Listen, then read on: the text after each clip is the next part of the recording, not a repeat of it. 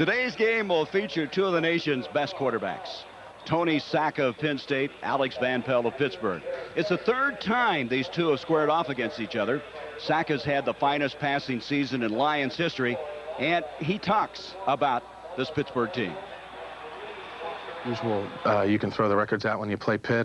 It's going to be a hard-fought game, and probably the team that makes the least amount of mistakes out there is going to win the game. His counterpart, Van Pelt, has gone over 2,000 yards in passing for the third year in a row, the first to do so in Panther history. He considers today's game Pittsburgh's bowl game. I think so. I think if we can, play with the emotions of a bowl game against Penn State, especially since we had the time off, it's almost like a bowl game for us. We had 19 days off. We've gotten almost like 2 days conditioning and type of thing, getting ready for the game. And a game of this magnitude, I think, can be considered a bowl game for Pitt.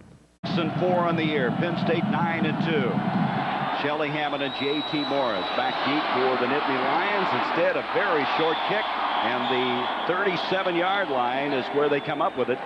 That is Kyle Brady, the tight end. Tony Sacca, what a year he's had. Look at his ratio of touchdown passes to interceptions. 20 touchdowns, only 5 interceptions. Penn State early in the year had a lot of problems with their offensive line, but it started to really come around, and they've given running backs like Richie Anderson a chance to really show his wares. He had 136 yards in the last game with Notre Dame. And watch McDuffie and Smith. There's something special at the wide receiver spot. For a while, Penn State was running actually 2 offensive lines, but they've settled on this one now. John Jarak, number 57, is considered to be their most consistent and their best offensive lineman up front. We have a man shaken up on the field, Rudy Glocker, who was banged up in the Notre Dame game, now down on this opening kickoff. And that 37-yard line. Tony Sacca wants to throw on the first snap. And he comes out throwing and completes it to Terry Smith, and that for Smith is his 50th catch of the year, the first Penn State receiver ever to reach that mark. Steve Israel defending on the play, and very quickly a first down. And I think the reason why Penn State comes out throwing the football is because the tendency, USC beat them by blitzing, Miami gave them a tough time, and for the teams that have seen that game film, Gary, is to come after them a little bit. Not knowing exactly what Pitt is going to do. They're prepared more for the blitz in the first half than anything else, but ready to adjust if not the blitz. 16-yard pickup, first down now at the 47-yard line of Pitt. We're going to have an end-around reverse to O.J. McDuffie. He's an outstanding athlete. He's going to take it inside the 35 to the 32. He scored his first rushing touchdown of his career against Notre Dame 10 days ago. Tinker Harris is over there to make the stop. And a 14-yard gain, so on 2 plays, they have moved all the way to the 32 of Pitt. And he scored that touchdown on a reverse. That was a terrific game for him. He had a 3-touchdown afternoon for Penn State to take him over the Irish. Excellent blocking. Joe Paterno deciding to open up his offense early on. What happened to that conservative guy, huh? Yeah, I talked to Joe on the field, and you know what he told me when I was down there for the game? He said, Swan, everything changes. You have to adjust. And he has. Yes, you have when you coach as many years as he has. The head coach 26 years is Richie Anderson, who is a sophomore out of Sandy Spring, Maryland. He came out of high school highly ballyhooed. He was the high school player in the state that everyone wanted from Maryland. As Tumulty and McDonald make the stop, a pickup on the play of 5. It'll be 2nd and 5 from the 29. I think this afternoon you're going to hear us call out Williams and Tumulty quite a bit. Those 2 inside backers for Pitt, they play very tough.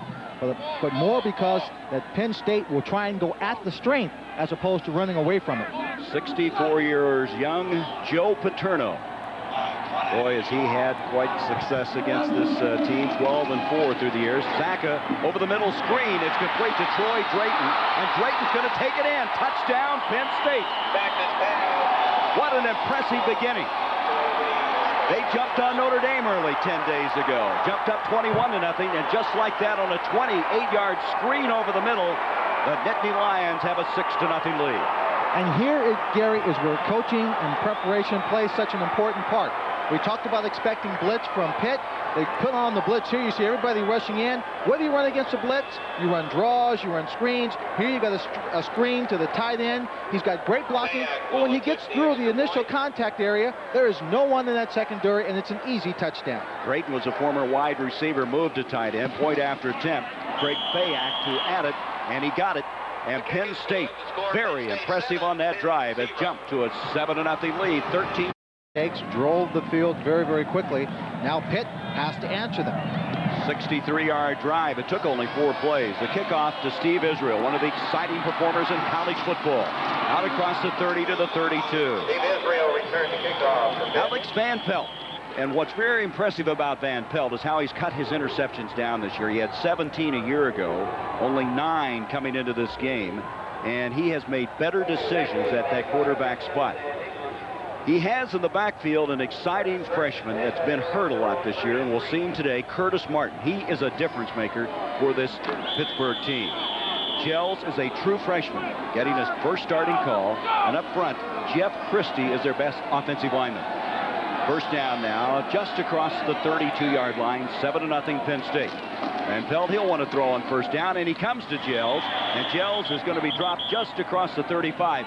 Gels has sub 4.3 40 speed. He has blazing speed. They wanted to bring him along slowly, and Paul Hackett said he's just got to get him into the ball game. Early on, they'll give him some easy passes to catch to get his confidence high. Jackson starting. He's played all over that defensive line. Dieter is healthy now, and he's impressive. And the running, I should say the linebackers, they can run so very, very well. Ravati starting in place of Rich McKenzie, who had the flu. And this secondary, they really go after you. Both safeties have 5 interceptions coming into the game. Second down and 6. There's Martin, the guy we were talking about, who had a 170-yard game against Minnesota earlier this year.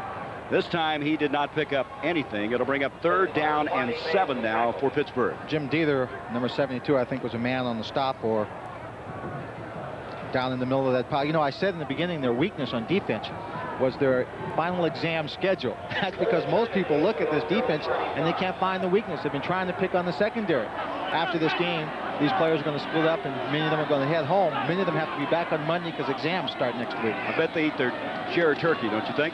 Van Pelt back now on 3rd and 7 on the far side, and tried to make the connection with Chris Boyer, who's been their leading receiver and wide receiver. Darren Perry, number 9, one of those guys we mentioned that had 5 interceptions coming into the game, defended it very well. And Boyer is a tough receiver. Comes into this game with 34 catches. But on this particular play, you see the underneath coverage. The linebacker's right there making sure you can't get the ball in underneath. And so on 4th down, Pittsburgh will have to punt the football. Leon Theodora, who started the season on the bench, and then they lost their kicker, Kevin Leon, due to eligibility problems, and he's come on and done a creditable job as he'll punt from the 20. This is Jim Royal snapping. O.J. McDuffie and Terry Smith back. That's a line drive affair. McDuffie, and out to the 40. Got a little picket line on the near side, and eventually knocked out of bounds at the 45 by Theodora, who punted the football. And so the big fullback, the only running back, trips formation top of the field. There's another reverse handoff, this time to Smith, and this time Pittsburgh is equal to it. Good reaction that time. Tom Bart, number 90, the nose guard out of Mentor, Ohio. Well, this must be an ominous statistic as far as Pitt is concerned. The last 6 games, the team that scored first won, and I don't need to tell you who scored first. Well, Pitt's looking to change that, I think, today. It's not all possible. Loss of 3 on the play, back to the 43. That last drive in 4 plays, they threw 3 times and ran that reverse. It was precision in the true sense of the word. Joe Paterno, who will be 65 December 21st, told me last night he's going to coach till the age of 70. Second down, 13 yards to go. Saka giving off to Big Sam Gash. And Gash able to move the pile across the 45 to about the 46-yard line. At the conclusion of today's game, we'll be selecting a Chevrolet Most Valuable Player of the Game from each team. And for the 21st year, through the Chevrolet Scholarship Program, $1,000 will be donated to the General Scholarship Fund of each school. 3rd and 8. 3rd down and 8 now for the Nittany Lions. I went down to the field, Gary, before the game, and I stood there to size up some of the players. Penn State players, hadn't seen him play in person. Tony Saka is as big as many of his linemen. Well, he's 6'5", 225. He may be bigger than that, right? Here is Saka, play action. And he's on target. It's Terry Smith again, and Smith takes it inside the 35. He's only 5'8", 155. Stop was made He has set or passed 5 Penn State receiving records this year. That's a 20-yard gain. And he is a tough receiver. He runs excellent routes. He's got great quickness. Ideal kind of receiver for a run-and-shoot style offense. You see right there the first casualty of a wet turf. Steve Israel, number 11, slipping down. He might have been right on top of him, able to strip it, possibly, had he not lost his footing. I tell you, Terry Smith has made a lot of guys fall down in the secondary. He is so quick. Sacking now 3 of 3 for 63 yards.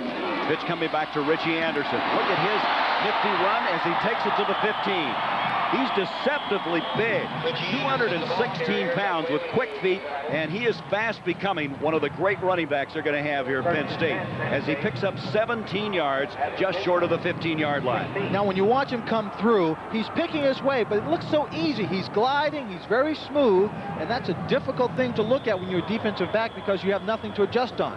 He's making moves, and he just looks so fluid. 136 yards against Notre Dame, 100 yards against West Virginia, 96 yards against Maryland, his last 3 starts. So this is his 4th start, and he's nailed down that tailback spot now. First down. This will be Anderson again. Anderson, look at the footwork again as he goes out of bounds at the 11-yard line. Sean Abbott, Doug Whaley coming up for the Panthers to make the stop there. As we mentioned at the top of this broadcast, Penn State is playing their best football of the season. Statistically, they have been rolling so very, very well. They haven't turned the ball over in the last 10 quarters, and they're averaging over 45 points a game in the last 3 games. You can see inside the 20, the red zone, they've been very effective, as you might suspect. And Hackett has to be concerned the way this game is getting underway. 2nd and 6. You're right. It's Anderson again. Nice cutback to the 5. He'll go in on his feet. And on 2 drives, Penn State has taken a 13-0 lead. And this is so reminiscent of how they jumped on Notre Dame in Beaver Stadium 10 days ago. The Pitt defense allowed only 2 touchdowns in the first quarter all season long, Lynn. And they've already given up 2 here today. Well, they take this ball as a counter play. You see him hit it right there to the outside. He just cuts back to the inside. The pursuit on the outside, moving very quickly to the right of Pitt. Look at the big hole right there. And the rest, he just moves straight ahead. There's no one there. He makes people miss, doesn't he? Here's Fayak. Point after attempt. Makes it 14-0. Richie Anderson scoring his 9th touchdown rushing of the year. The last 3 games he had scored 5 touchdowns. This weekend, ABC's college football will continue in this Turkey week, as tomorrow at 1:30 Eastern, we have another classic rivalry as the Sooners of Oklahoma meet Nebraska with the Orange Bowl on the line. Followed on Saturday, the showdown between 2 of the nation's top teams, 3rd-ranked Florida State and 5th-ranked Florida, live at 12 noon Eastern. There'll be a lot of offense in that game. Anderson with the congratulations, and I would think right now that this Pittsburgh team could be in for a long afternoon the way this one started.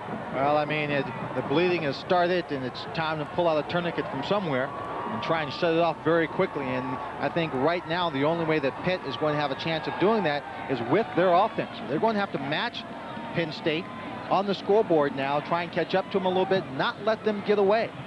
Pitt does have some quick strike capability. They're just going to have to be able to have some confidence in their young receivers to go deep quickly. And again, look for a big play from Curtis Martin running the ball. Well, they have really played on a short field. Their first drive went 63 yards, and then after the 22-yard punt return, they marched 54 yards to take a 14-0 lead. This is Israel. He's been a big weapon this year for the Panthers. Comes out to the 25, and that's going to be it right there. They were 3 and done the first time. As they'll start from the 25. This Pittsburgh offense, the last 3 games, has been averaging 470 yards passing. They need to get it going now. And look here in the last 5. Interestingly enough, Lynn, their offense is up, but their scoring is down.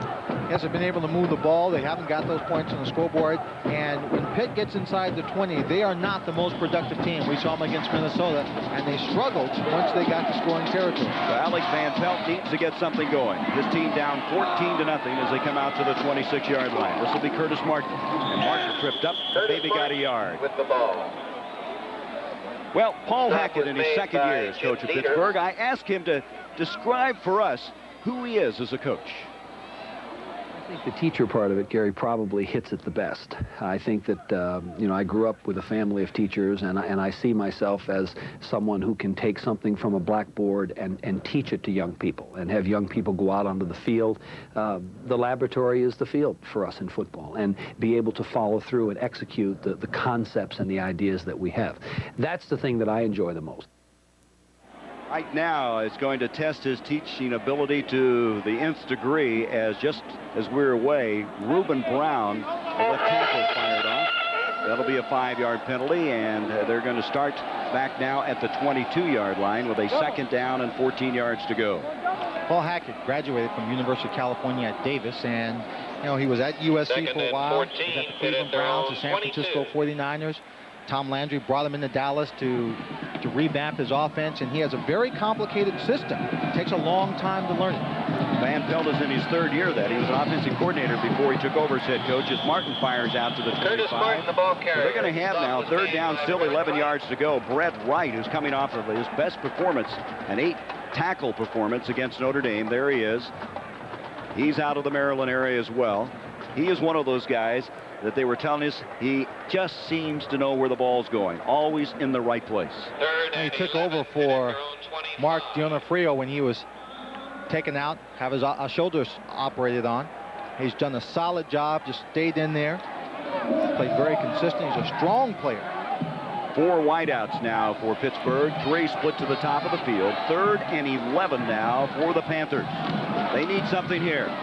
Van Pelt, he's got time. He completes it to Gels, and Gels trying to make an open field move, and I'm going to tell you, Reggie Gibbons would have nothing to do with it. He just tracked him down, and the junior out of Sussex, Virginia, made a fine open field stop, and it's 4th down. Now, we talked about Dietrich Gels and his great speed and his ability having to be a big part of this ball game.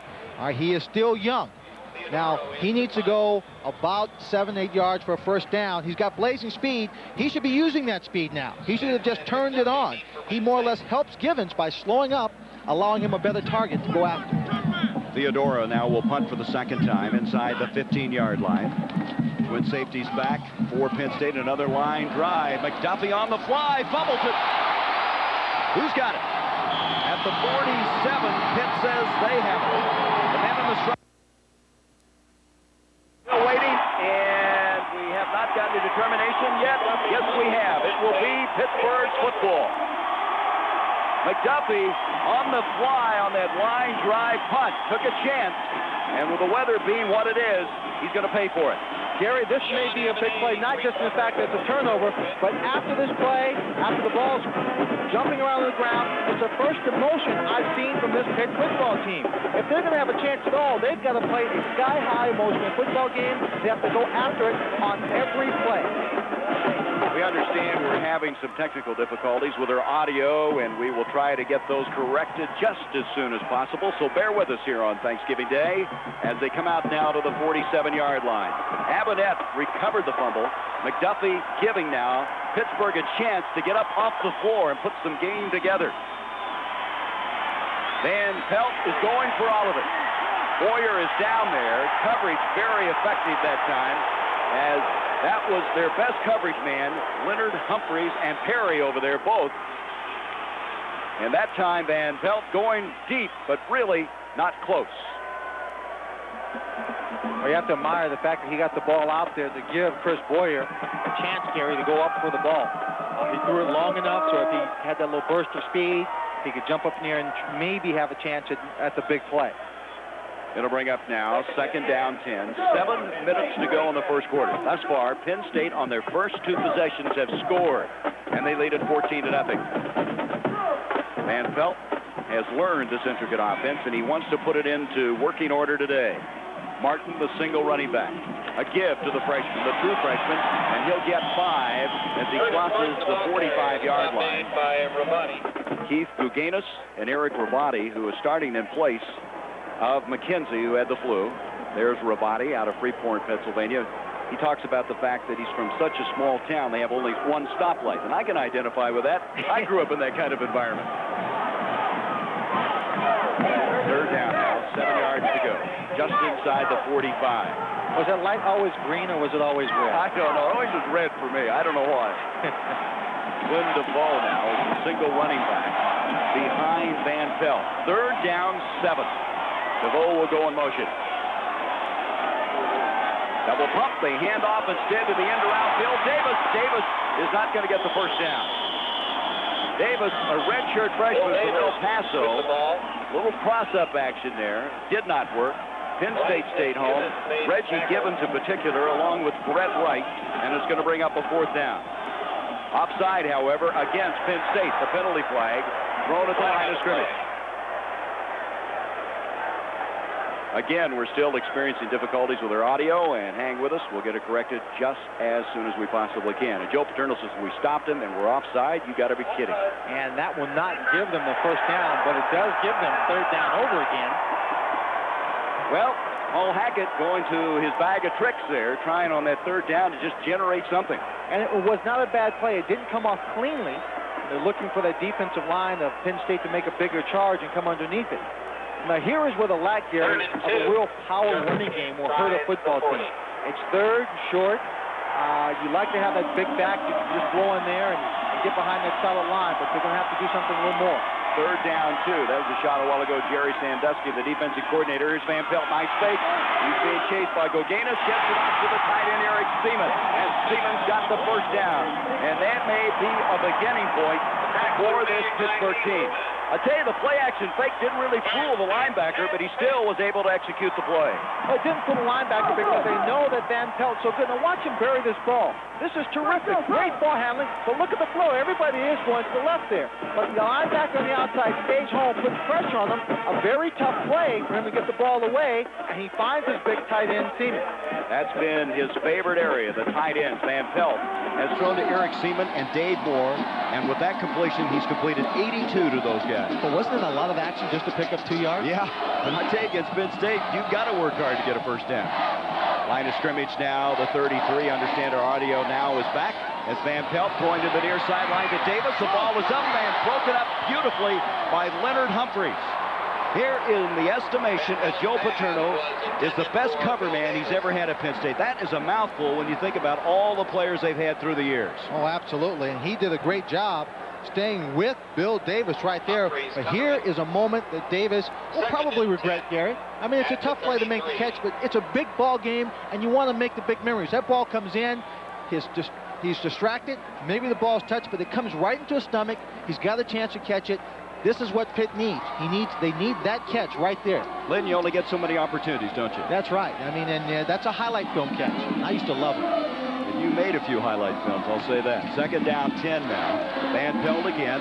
Good protection over the middle. It's complete to Rob Coons, and he dropped it. Coons is a 3rd-string tight end. He's a junior college transfer from Fullerton in California. They were talking about he has the best speed of any of the tight ends. He'd made 1 catch previous to that, and he'd like to have that one back. 2 missed opportunities now for Pittsburgh. Eric Seaman came into this game a little bit of a sprained ankle. They worked Rob Coons quite a bit. Great textbook play against the right play against the right coverage. The ball is there. That's a touchdown, Gary, if he just hangs on to it. Well, you didn't wear those gloves. You caught those. I caught those. The gloves sometimes can be a problem, not having a feel for the ball. It's not that cold out here, and it's not raining. I take the gloves off. 3rd down, 10. Van Pelt again.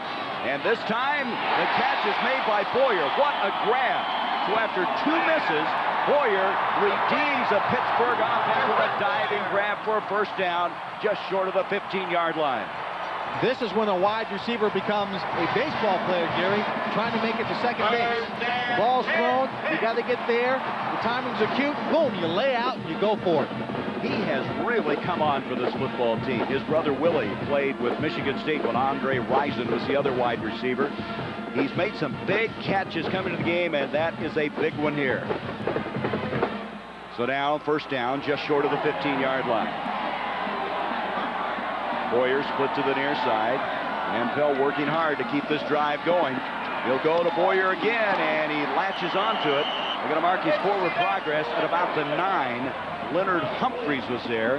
And you look back at those 2 misses and coming back with Boyer making the catch. What a turning point it could be for Pittsburgh. Oh, yeah. I mean, you're looking at a situation where they had 2 short touchdowns nullified because the players didn't come up with the catch, yet to keep the drive alive. Now they're working again against the best man in the secondary, Humphreys. He plays off on the ball a bit, so they take up the cushion, fire the pass in there. That's confidence in the strength of Van Pelt's arm. A touchdown distribution for Pittsburgh as they come to a 2nd and 3. This is Martin, and Martin may have a 1st and goal. Let's see where they mark it. They need to get to about the 5-yard line. Red Wright made the stop. It's going to be just short of the 5-yard line, Gary. They didn't give him a real favorable mark. No, he didn't, so it's going to be now still a yard to go. Less than a yard to go. 3rd down coming up as Van Pelt retreated to the near side to wait now as they bring in the sticks. When you take a look at Pitt's season, Gary, we watch them against Minnesota. They got inside the 20, did not convert, did not get the touchdowns. Against East Carolina, the same thing happened. They had scoring opportunities. They didn't get the touchdowns and had to settle for a field goal. Here, they're already trailing by 14. Very important for their confidence and for their position in this ball game early on to get a touchdown, not to settle for the 3. 3rd down a yard. Well, the 3 have not come automatically to this Pittsburgh team either. They have struggled as far as field goals are concerned. Evidenced against Minnesota earlier this year when they missed 4 in a row. So they're going to have now 3 tight ends, Seaman, Moore, and Coons coming into the game. Now, this is a very short job, not even a full yard on this play. The question is, since you know Paul Hackett's background, you know they like to throw the football, do they go for it, Gary, with a running play, or do you think he takes a chance, puts the ball in the air to the wide side of the field, little rollout, little play action? I think I just get what you need here and play another 1st down series. And you got to believe Penn State's thinking the same thing. Paul Hackett has got enough courage. You might see a little play action and him go to the wide side of the field. Only 1 wideout. DeVoe is the running back now behind Alex Van Pelt. 3rd and less than a yard. Coons the tight end in motion. Hand off, and DeVoe's got it. 1st and goal, Pittsburgh. He's a traditionalist at heart. Well, I'm here in the steel community, the coal country. You can't do anything flamboyant. This is hard-nosed, blue-collar football. Well, that's normally true, but Pittsburgh's changing, Gary. So Paul Hackett now has his team with a 1st and goal just inside the 5. DeVoe, who carried that ball, is such an outstanding player. He knows their complete offense. He is a senior out of Cocoa, Florida. He got hurt in that Minnesota game that we covered, and Paul Hackett told us it's a big loss when you don't have him in there because he knows every position on the field. 1st and goal, just inside the 5. Coons, the tight end, will go in motion. Handoff, nope, play action. Nice fake by Van Pelt, going into the end zone. The tight end is there, Dave Moore. And they're saying he was out of the back of the end zone. Lee Rubin defending on the play, and Dave Moore, who has 48 catches coming into the game, almost had a big one there for the touchdown. Yeah, that's a tough one to hang on to and try and stay in bounds. He goes up in the air, the ball lofted to get over the underneath coverage. He makes a catch, but then he's hit and knocked out of bounds, and if you land out of bounds in college football, it's incomplete. It's no good. We'll take another look at it. Again, the play action. You see the movement of the defense. Excellent. But you see that stay-at-home man right there. All right, rolling to the outside. Toyoka Jackson. There's a catch.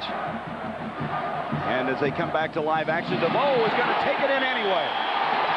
Glenn DeVoe gets Pittsburgh on the scoreboard. That was the 13th play of the drive, and that could change this game in a hurry. That is a very, very big play, Gary, because they went right at one of the best men on the Penn State defense. Jim Dieter right there at the nose tackle. Chris Sestelli is the junior center for Pitt. That's going to be a key matchup for him all day long, and they just took it right up the gut, Penn State style. DeVoe scoring his 3rd rushing touchdown of the year. Point after attempt now. Coming in will be Scott Kaplan. Chris Hupko will be holding. Jim Royal to snap the ball at the 3:02 mark. Kaplan's kick is on the way, and it's a 14-7 game in favor of Penn State. It was Johnny Majors. He never played against Penn State at Pitt Stadium. Here they do it again. A little short kick. It's fielded by Brady again. That's the 2nd time he's fielded that as they're not going to give them a chance to return that ball. But I'll tell you right now, they have set Penn State up with excellent field position twice on those kickoffs. You just can't do that with this good football team that Penn State brings in here. Scoring summary thus far, it all began on the first drive as Tony Sacca scored to Drayton. Then Anderson scored. It's 14-0. And then a moment ago, Pittsburgh on the scoreboard. There's Drayton on a screen over the middle. And Anderson then, an 11-yard run, capping a 54-yard drive. And DeVoe a moment ago, taking it in from 4 yards out. That's where we are now from the 42-yard line now for the Nittany Lions. 2:58 left in the first quarter. Sacca at 6'5", rolling out. He's got Terry Smith, and Smith is trouble in the open field. Look at this guy go. He's to the 20, 15. He stays in bounds. No, they're going to mark him out of bounds at the 13. He tried to tightrope walk that near sideline. Couldn't quite get it done because Lex Perkins got just a piece of him. But is this guy something special, Terry Smith? Yeah, he also had Troy Drayton, I think, over there, number 18, trying to get position for a block, but he just couldn't get there to make it. Here's what Penn State does to make this work so well. First, they run the play action. They've got a blitz coming on the outside, and it's a rollout away from where the blitz is coming from. You couldn't pick a better play, Gary, to call in that situation. Then, once it's caught by Terry Smith, he has the whole side of the field to come across, and there's no one in it. Sacca now set an all-time season record for completions at Penn State with 162 as that ball going 45 yards to Terry Smith, as hitting up the middle is Anderson, getting very little on the play. Okay, this Penn State offense has been rolling as of late. A lot of it is Sacca, but it's also Anderson coming around, and they found the offensive people up front of the trenches that could get the job done. And I said earlier, there's no one lineman who is overpowering. You know, not like a guy like Greg Skrpanek at Michigan that you can just get behind and bowl over. But they play so well as a team, Gary. They're a perfect unit. 2nd and 9 now for the Nittany Lions from the Pittsburgh 12. 14-7 Penn State. Over 2 minutes left now in this first quarter as Anderson able to negotiate the 8-yard line. Boy, he has great vision and quick feet. Sean Gilbert, Ricardo McDonald, one of the outstanding linebackers in the country, stop Richie Anderson. McDonald came in this game with 11 sacks, 56 tackles for this team. He's been playing very well. His best game was against Rutgers, and they feel he's an impact player. Well, one of the scouting reports indicated he was maybe the 3rd best linebacking prospect coming out of college this year. Not a lot been said about him. The senior from Paterson, New Jersey. 3rd down now and 5 yards to go. Sacca with 2 receivers at the top of the field. Gash and Anderson in the backfield. Sacca waiting for the receiver to clear. Smith broken up nicely by Lex Perkins. Perkins will hit you. As one of the coaches said, he will blow you up when he hits you. He certainly will. There's also good pressure on the inside. Number 65, Mike Kelly, will come at you right there. Sure, Sacca felt a little bit of that pressure, but right there, Lex Perkins just turns around in time, Gary, to see the ball make the stop. Len, that is the first incomplete pass of the game for Sacca. Shows you how effective he has been thus far. A field goal attempt now. Bobchek to snap it to Greg Fayak, who will be attempting a 25-yarder, and Fayak, who started. It would be a shame to have it come to an end. John, thanks for joining us. Back upstairs to you guys. Okay, Mark, thank you. Israel now will return this kickoff for the Panthers, and he's not going to go anywhere. 15-yard line as far as he goes. Good coverage that time. Bobby Ingram, a true freshman, and trying to keep warm here at Pitt Stadium. It was raining earlier, and from time to time we will have that condition. By the way, Sacca for the game now is 4 of 5, 108 yards and a touchdown, as his team now enjoys a 17-7 lead. 1 minute, 4 seconds left in the first quarter. Gary, that heater is only on the Pitt sideline. Well, it's not. There are no heaters on the Penn State side. I don't think it's because they're not trying to help Penn State. Probably Paterno said, just get those things away from here. Yeah, let's play tough. We're going to get it up, right? Just across the 15. Van Pelt will start the drive and tries to make the connection to Bill Davis. And that will bring up 2nd down. And check that. That was Curtis Martin. And that will bring up 2nd down and 10. They're trying to get Martin isolated outside. We saw Martin in a game against Minnesota. He had 170 yards, and he was nothing short of spectacular. very spectacular. They'd like to get him to the outside very quickly, where he's not running through the heart of that line so he can make some big plays. Another man they really want to match up one-on-one is Dietrich Gills. He's got that blinding speed against Derek Bonner, number 35 on the defense. Jermaine Williams now the single running back. Van Pelt on a 2nd and 10. Rifles one that time to Boyer. Boyer's progress will be short of the 25, a couple of yards short of the first down. Leonard Humphreys there to make the stop, and Boyer had that one planted between the 1 and the 8 on his jersey that time. He did, and he had to because he was standing in traffic. There are those white jerseys on either side. Now watch him coming off the line. You got to drive this guy. You get him turned there, and he pushes off. 24. That's okay contact. Then you come back to the ball. So it brings up now 3rd down and 2 yards to go, just short of the 25. Here, when you get close to the goal line and the guy's playing you that tight, you got to keep that arm low. And then real low, push off on his hip. You push him farther, you can't call it as easily. This might be the last snap of the first quarter. Van Pelt is back. Nice play action fake, and that opens things up. And the catch is made by Coons, and that'll be a first down. There's that ball handling ability that concerned Joe Paterno so much. He feels that Van Pelt hides the ball and runs the play action as well as anybody in college football. Oh, he certainly does. And when you have that kind of quarterback, you just can't take it lightly. You can't say, okay, we'll just ignore the guy carrying the ball because you know they would prefer to throw it. You've got to put people on him or else he'll break a big play on you. First down at the 35. 8 seconds left now in this first quarter of play. 17-7, Penn State. This is Martin. Martin across the 35 to the 36. Gain of maybe a yard, 2 at the most, as we have come to the end of the Thanksgiving Day in Pittsburgh. The Penn State Classic for the 91st time. We've played 1 quarter, and Penn State leading 17-7. They've had the ball 3 times, scored all 3. As we come back into the second quarter, from the 36-yard line, Pittsburgh will have a 2nd down 8. I'm Gary Bender along with Lynn Swan and Mark Jones. And at halftime, Roger Twyble here at Pitt Stadium will be with us. Van Pelt again with the fake, trying to get somebody clear over the middle, almost picked off. The intended receiver was Seaman, the tight end. Perry and Wright converged on the football. Brett Wright, number 47. Great coverage underneath, Gary. I'm surprised that Alex Van Pelt decided to throw this football. But look at 47 right there in the center. You see the tight end coming out. He reads it. He's going right after him. Boom, underneath him the whole time. As coming in on the fly was Darren Perry, number 9. Wright replacing Mark D'Onofrio, who was out with the shoulder operation. In fact, it's interesting to note that D'Onofrio, who's been out for 4 games, still is the leading tackler on the Penn State team. It shows you how effective he was. 3rd down, 8 in the backfield. Single running back, Jermaine Williams. Van Pelt running away from Goganis, who's after him. And up the field, Dietrich Gills makes the catch. So buying more time was Van Pelt, and he connects with the true freshman from Erie, Pennsylvania, Dietrich Gills. When you run a play like this and you're a freshman, it is a big sign, Gary, that you are learning, and you're learning quickly. Take a look from behind Van Pelt. He's going to scramble a little bit to his right. He's going to have some pressure here. Dietrich Gills is running down the field. Now it's a deep comeback, using that speed to drive off Humphreys and coming back to the ball, making the catch, protecting the ball with his body.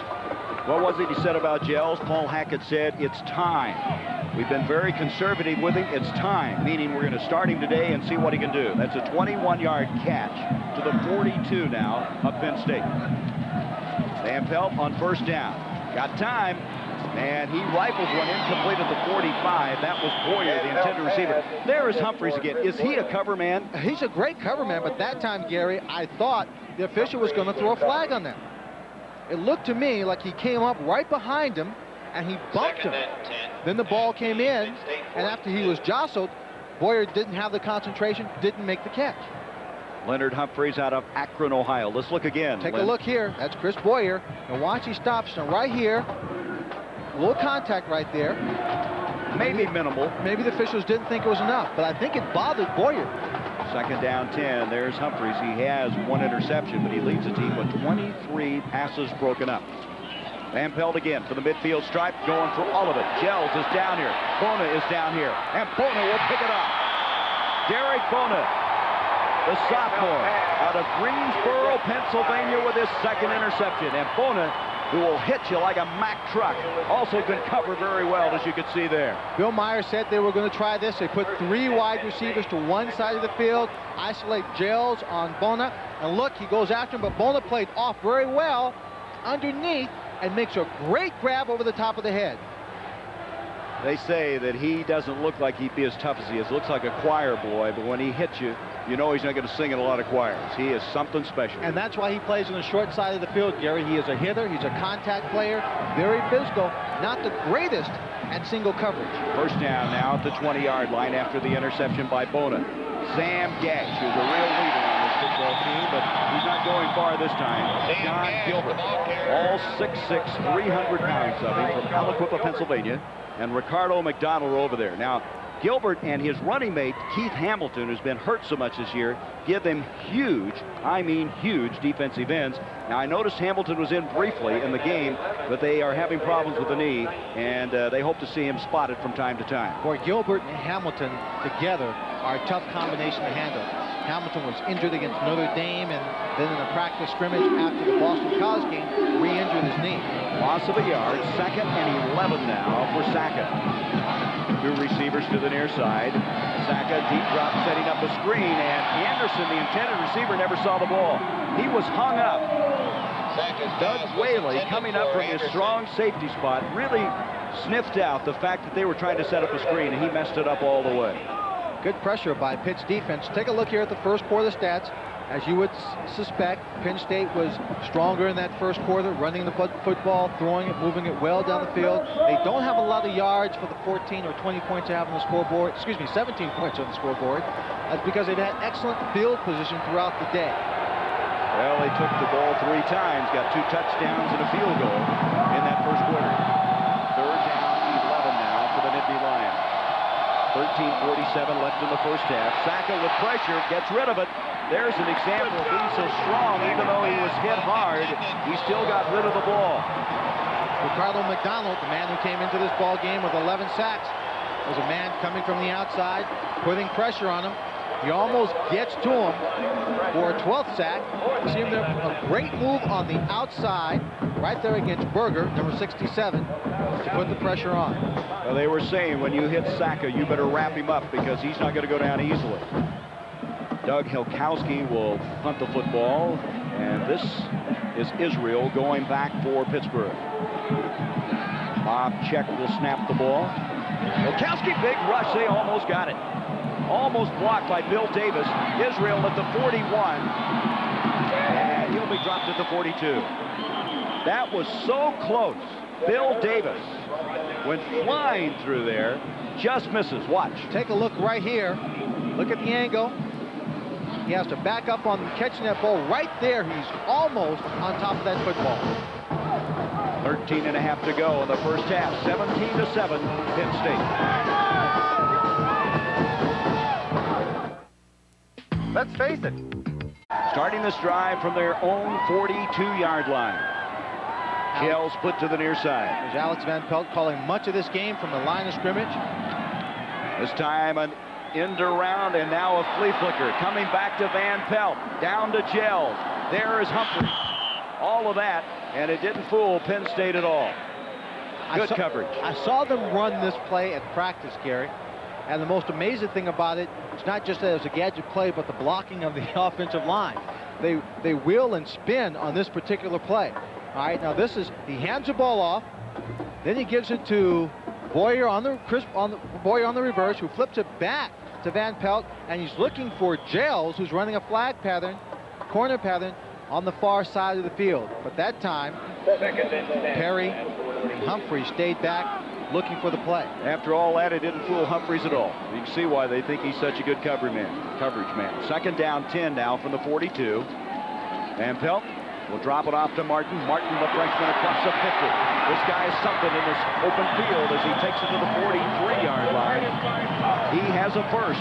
Guganis and Perry over to make the stop. That's a 16-yard gain. Coming up on the Prudential Halftime Report, Roger Twyble here with us. And we'll have music from the University of Pittsburgh Marching Band, plus the bowl matchups, and a look at a very interesting story. Oklahoma Sooner Jeff Wrestler. Remarkable young man.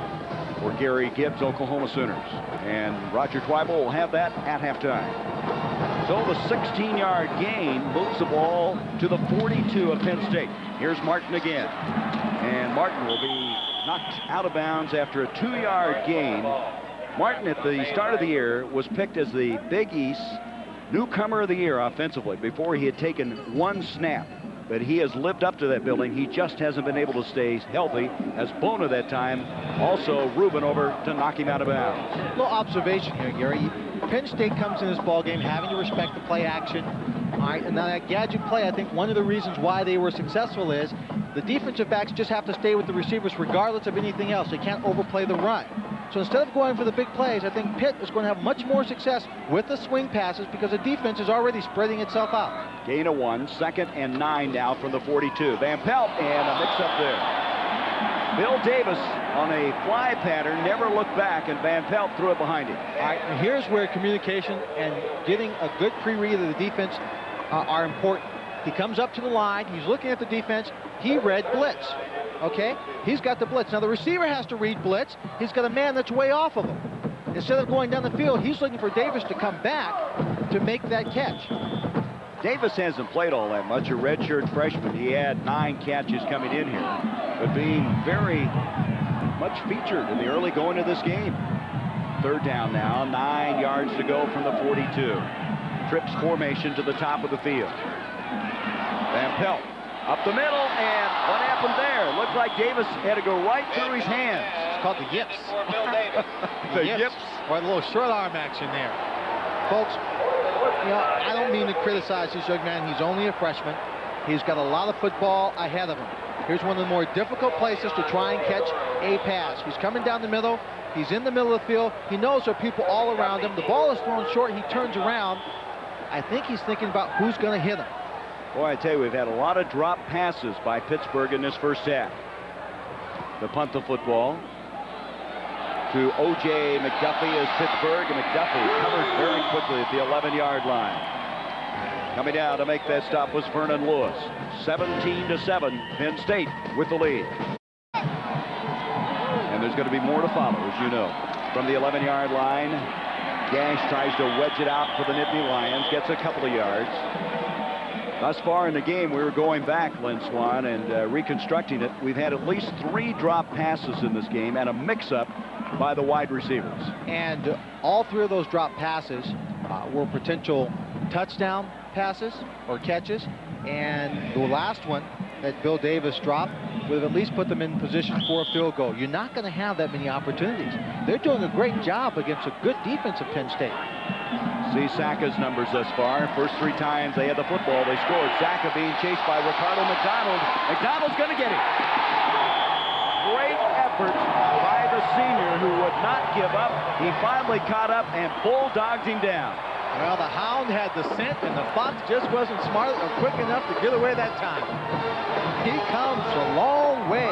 Second, 6'5", 225, as we said last year, ran for 113 yards. Ricardo McDonald says, not today, not on this play.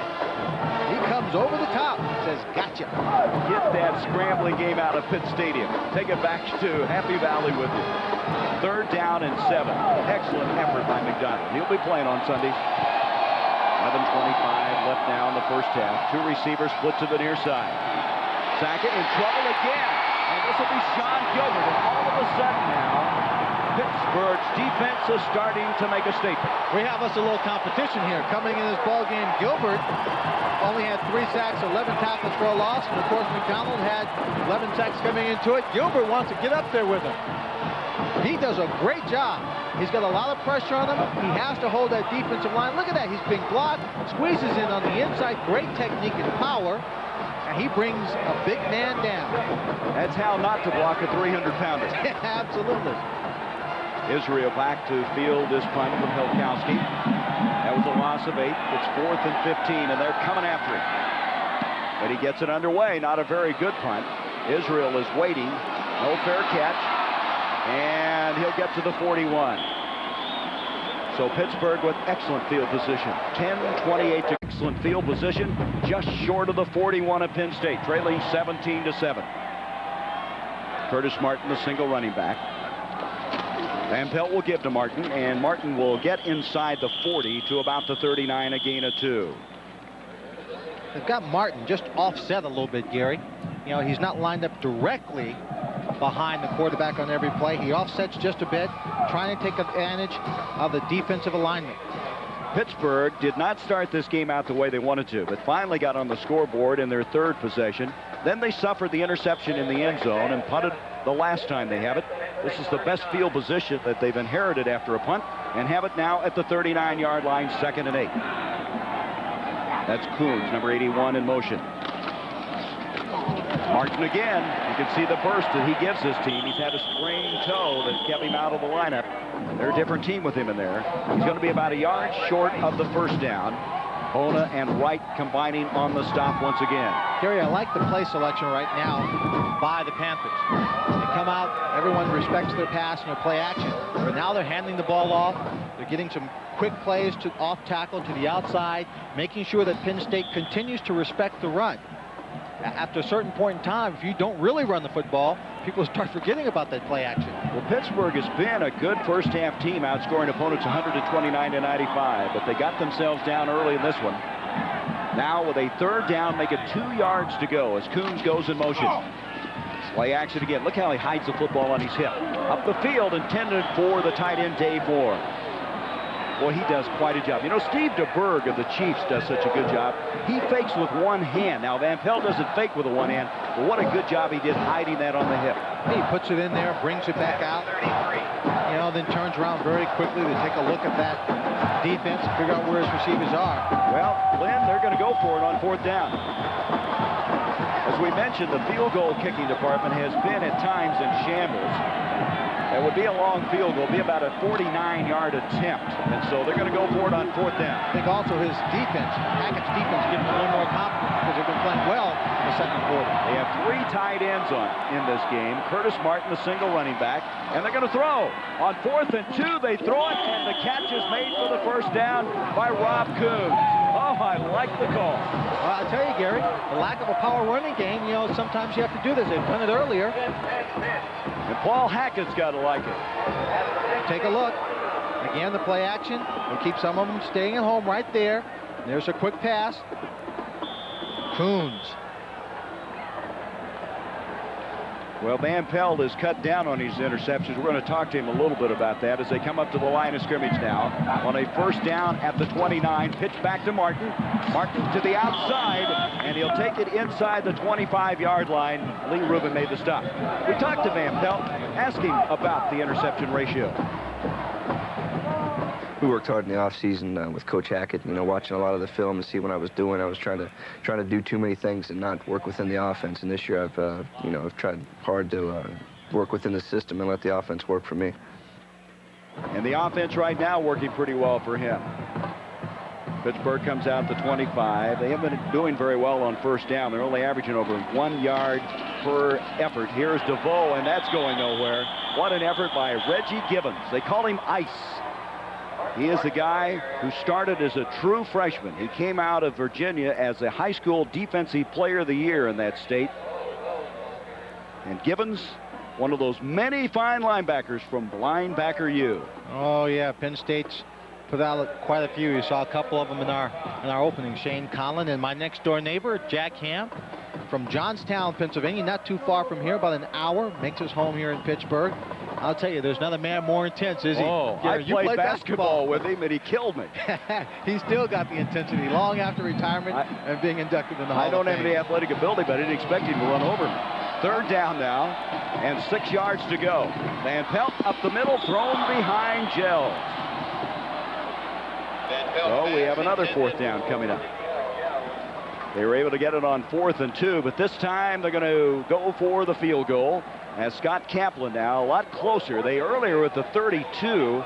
Now they'll have the line of scrimmage at the 25. This will be about a 42-yard attempt. Now Kaplan this year has kicked a 47-yard. Coming into the game, 11 of 19. He lost his job as the field goal kicker after that very long day in Minnesota. Upco will hold. Jim Royal will snap. 42-yard attempt by Kaplan. The ball's on the way, and Scott Kaplan missed it. And so, from the 25 now, after the missed field goal, Penn State starts this series. This will be Anderson, and going nowhere. And as you said, Lynn, the defense of Pittsburgh now starting to really assert itself. They're playing with more emotion than they did in the first few drives of the first quarter, or as a matter of fact, in all of the first quarter. I think the scheme is right. They probably made some adjustments, in terms of how they want to attack this Penn State offensive team. Fred Von Appen is their defensive coordinator, and he says we're going to come out in this ball game, we're going to set up, take a look at them, try and put pressure on them, but not give away too many big plays. But unfortunately for him, that's why they're down now. Early in the first quarter, the big plays hurt them. Inside linebacking was effective again there. Charles Williams on the stop. No gain. Second down 10. Saka. And that one bounced on the turf. Terry Smith, the intended receiver at the 30. Again, they had a little collapsing up front as they're starting to put some heat on Tony Saka. Williams and McDonald were two of those. Let's look at it on the replay. Take a look. There's Gilbert up front. He's going to come inside. A little pressure from the outside. He just drives through the inside. Boy, when you weigh 300 pounds, you can drive through a lot of people, can't you? As long as you get it moving forward, you're okay. I think he weighs now 303. There's been talk he's been up to 325 pounds. He being Sean Gilbert. Third down, 10 yards to go. Again, Pittsburgh's defense starting now to really play very well. Looks like Saka's checking up on the line of scrimmage. On a 3rd and 10 now. Coming out to the near side, Gaggs can't hang on. And so again, Penn State will have to punt the football. And again, Pittsburgh should have excellent field position.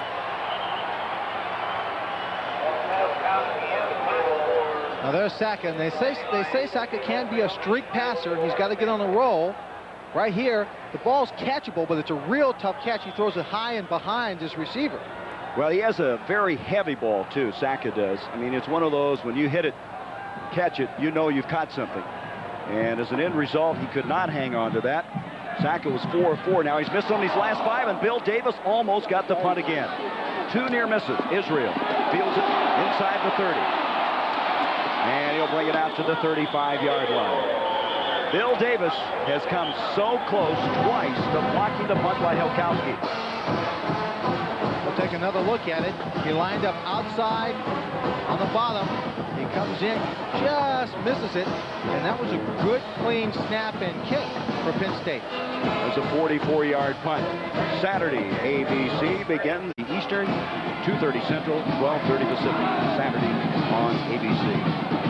From across the 35, a handoff to Jermaine Williams, and Williams has a first down out to the 50-yard line. He's been playing really on some blown-out tires, if you will. He has a cartilage tear. He's also had problems with an ankle, but he looked good on that one, a 14-yard run. He has been banged up, but he's such an elusive runner, Gary. That time he had a little play going back.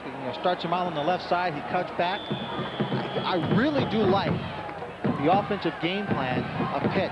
They are only a fraction away, Garrett, from being up in this ball game. And they're starting to really gain confidence. You can see it, especially on the defensive end of it. First down, 6:21 left now in the first half. 17-7 Penn State. And off to Jermaine Williams, nothing going this time. The sophomore out of Detroit not finding any place to go on that play. One reason is Jim Dieter. Jim Dieter has really come on. He's a guy that's been hurt. He's finally healthy now. He's been a real force at that nose tackle for Penn State.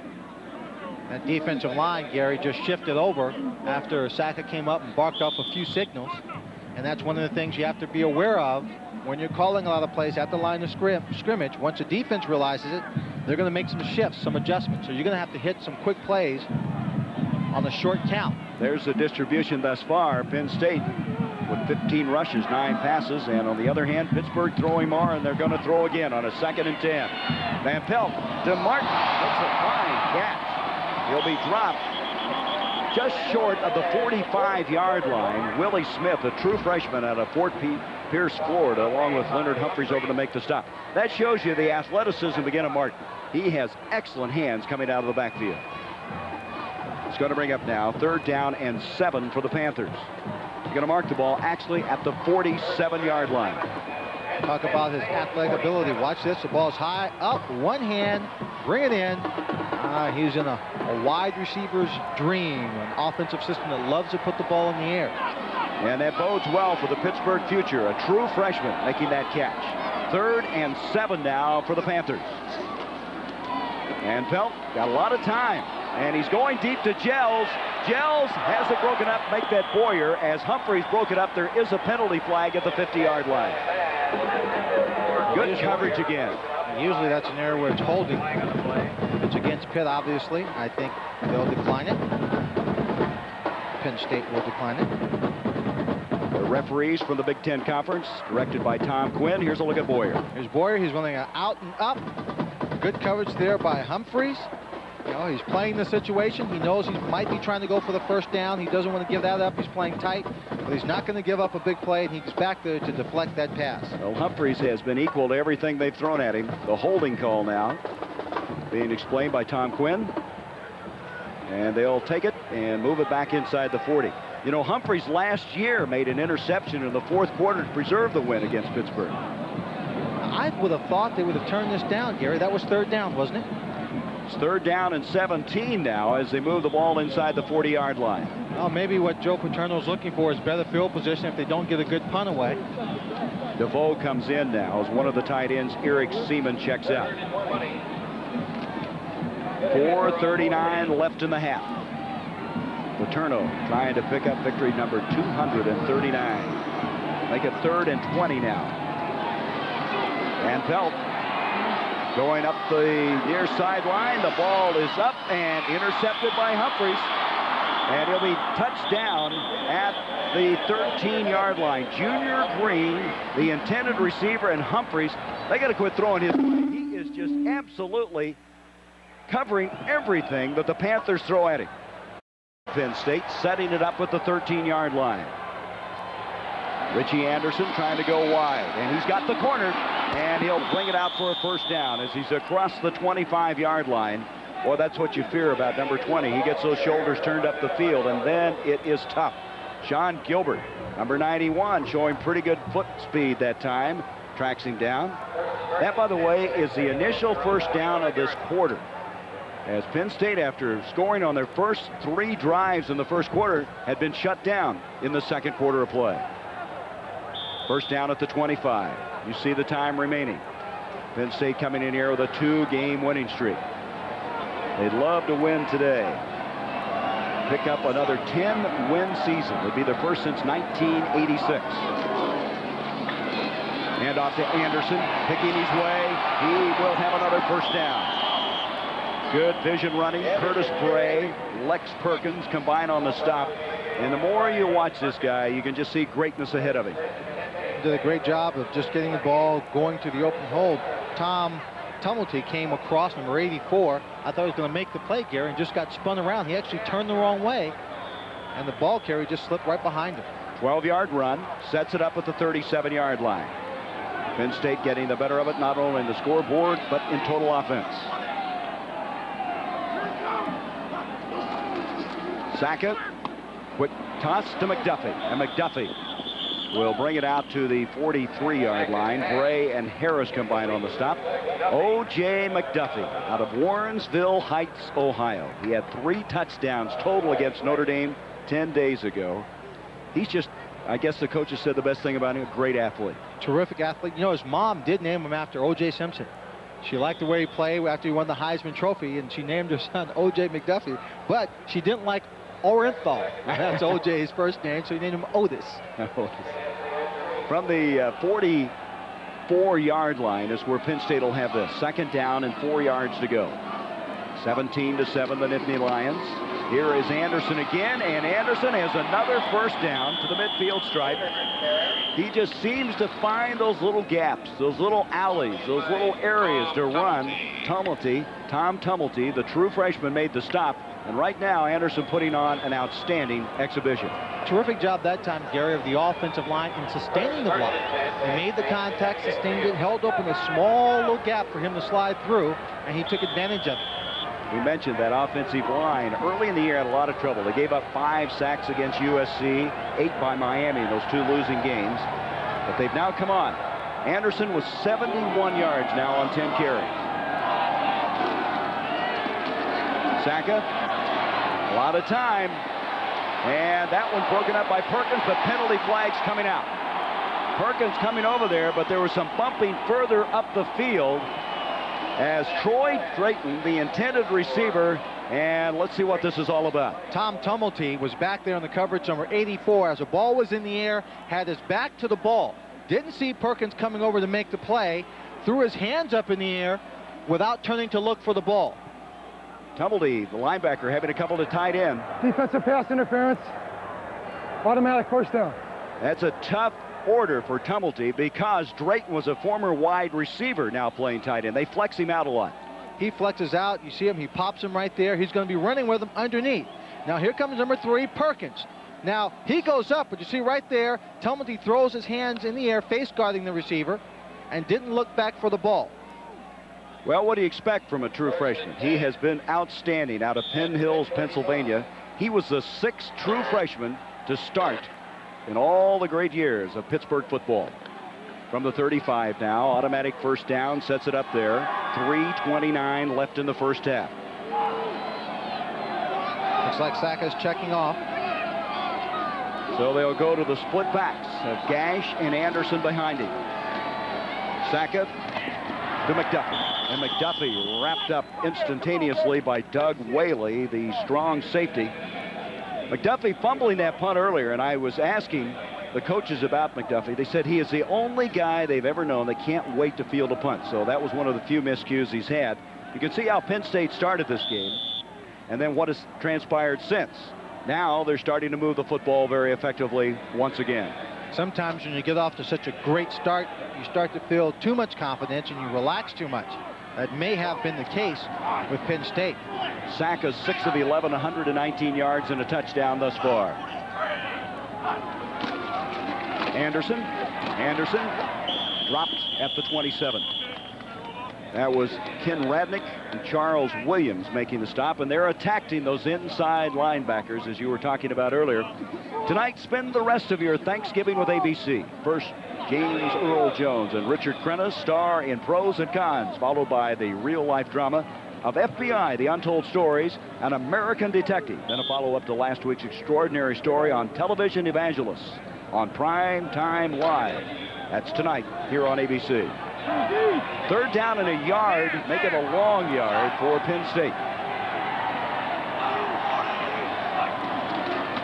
This is Anderson, and he's not going to get the first down as Sean Gilbert, playing inspired football, was there. And you're not going to get around him when he's standing in the hole like that. Gilbert is there, and his partner in crime on today's defense for the Panthers, number 48, Ricardo McDonald, coming in, closing, helping to bring him down. Watch here. He plays great technique, stops him right here, and here comes Ricardo. Down he goes. I tell you, McDonald playing his final game here at Pitt Stadium, giving him the leadership. Now, he's coming off the field as it's going to be 4th down now, 4 yards to go, and McDonald was shaken up on the play. Boy, he's wobbling.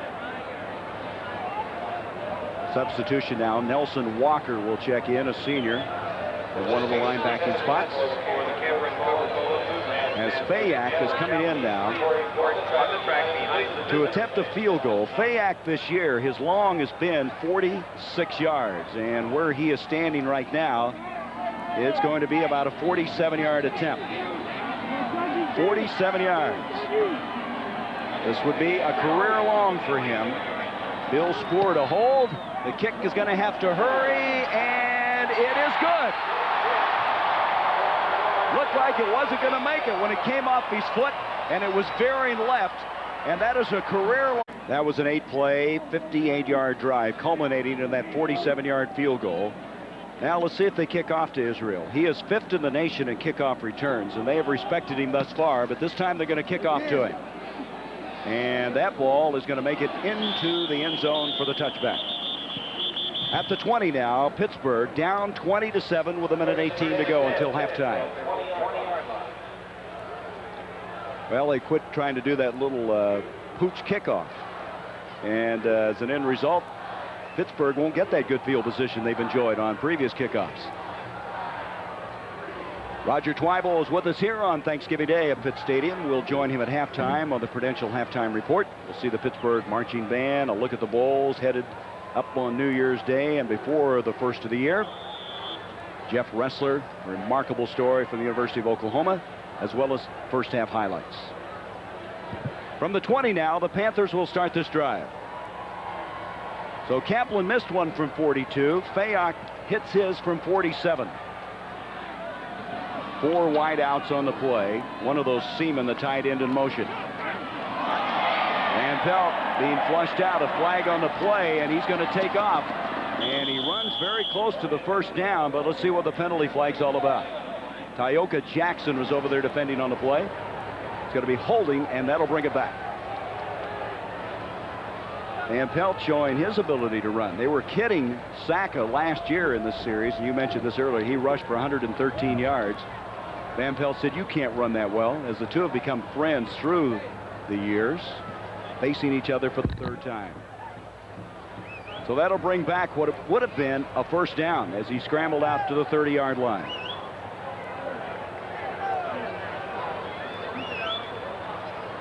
A minute and 10 seconds left in this first half. That is not, I'm sure, what Paul Hackett had in mind. Wanted to get something going, maybe a quick drive down the field, a shot of the field goal to bring the score back to him a little bit. Well, they have all 3 of their timeouts left. A minute 10 left on this Thanksgiving Day. And if you're watching and having a little turkey along with us. Gobble, gobble, gobble. Yes, sir. Happy Thanksgiving to you. Mom, Dad out there in California, sorry I can't be there. I'm home in Pittsburgh. I'm sure looking forward to that meal at your house, too. You got it. 4 wideouts as Van Pelt setting up. Almost falls down. He flips a shovel pass, and Benfati almost had a touchdown.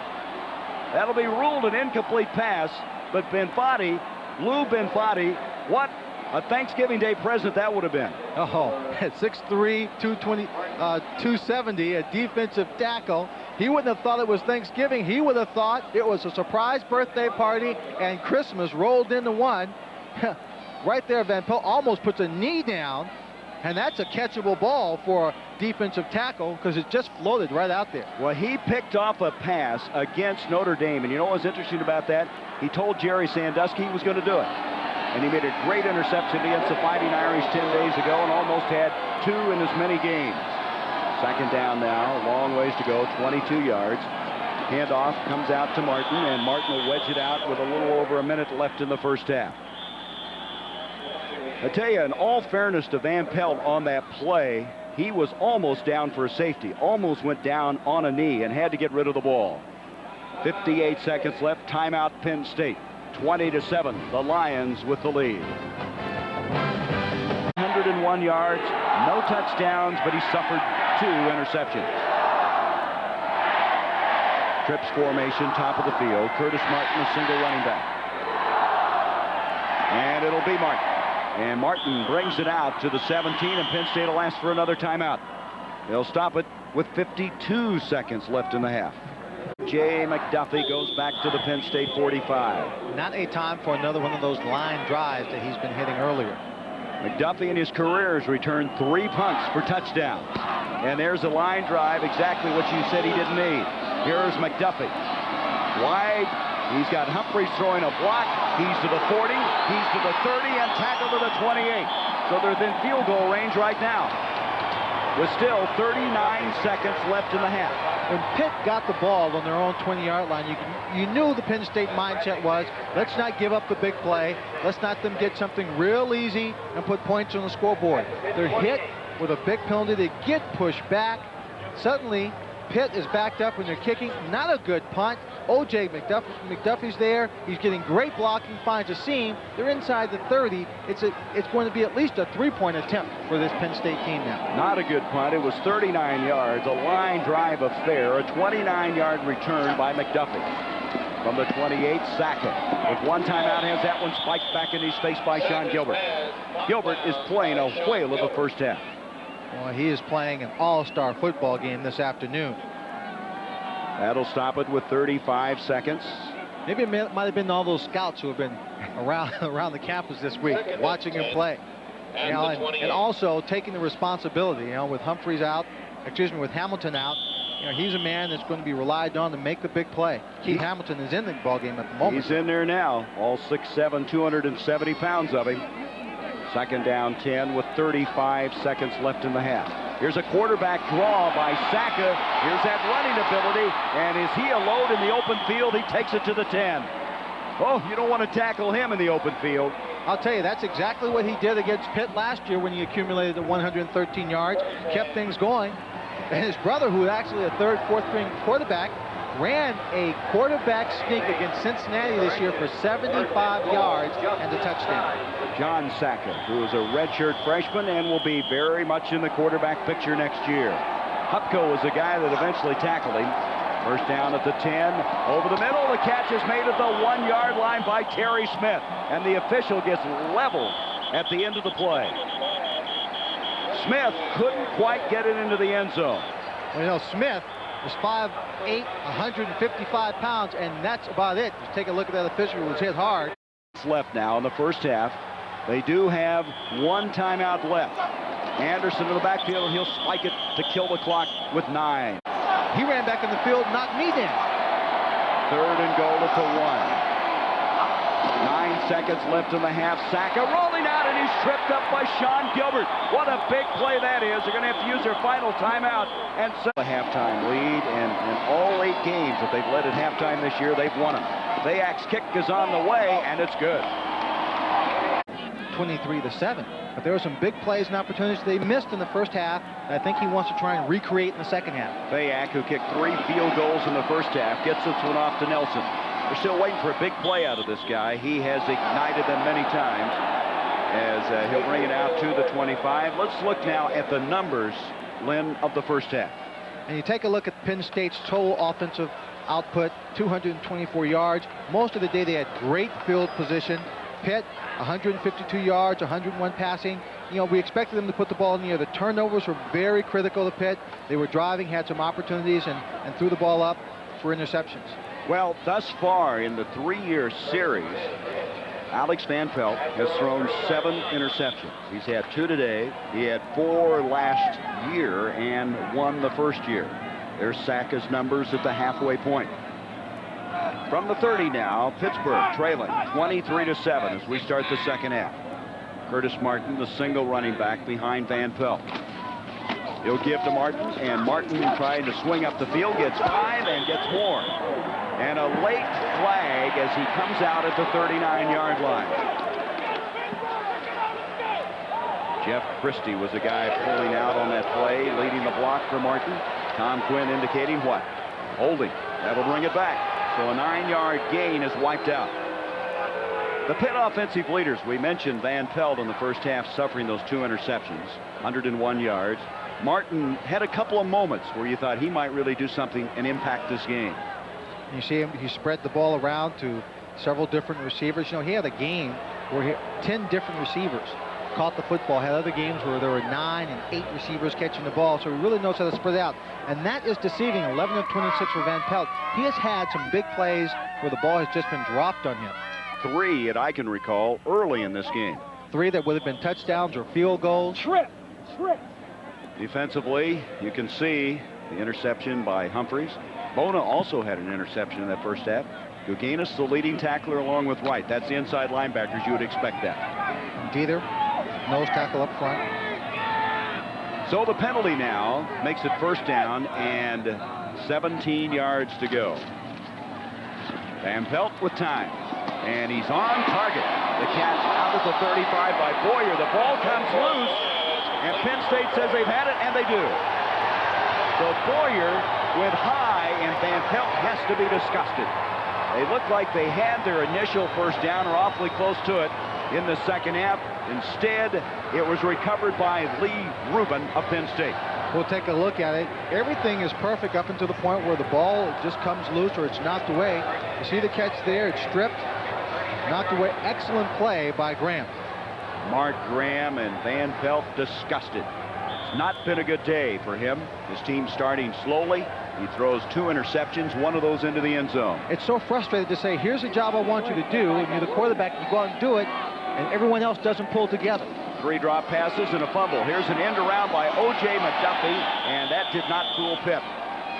McDuffie did not get turned up the field. Tom Barnes, the nose guard, number 90, was there. And these little gadget plays that they've been trying after that first one hasn't really worked all that well. For neither team. I mean, everyone seems to be executing, staying at home, picking up the keys. They're aware of what the other team likes to do, that they try these reverses or the gadget plays. So especially the interior defensive linemen have been excellent at stopping the play. Lost the 3, and now Kyle Brady, the redshirt freshman, the tight end, who many people say will be the next All-American at that position, fired off before the snap of the ball. Dead ball. Ball start. He took off, and it looked like nobody else was even set on the offensive line. You could make a case and say maybe they were going on the first sound or something, and he got out there and heard something and took off. It looked like no one else from Penn State was even lined up. Well, here he goes. They say he's been playing like a veteran, even though he's a redshirt freshman, but that was not a veteran play there. So they lost 3 on the play, and now another penalty makes it 2nd and 18.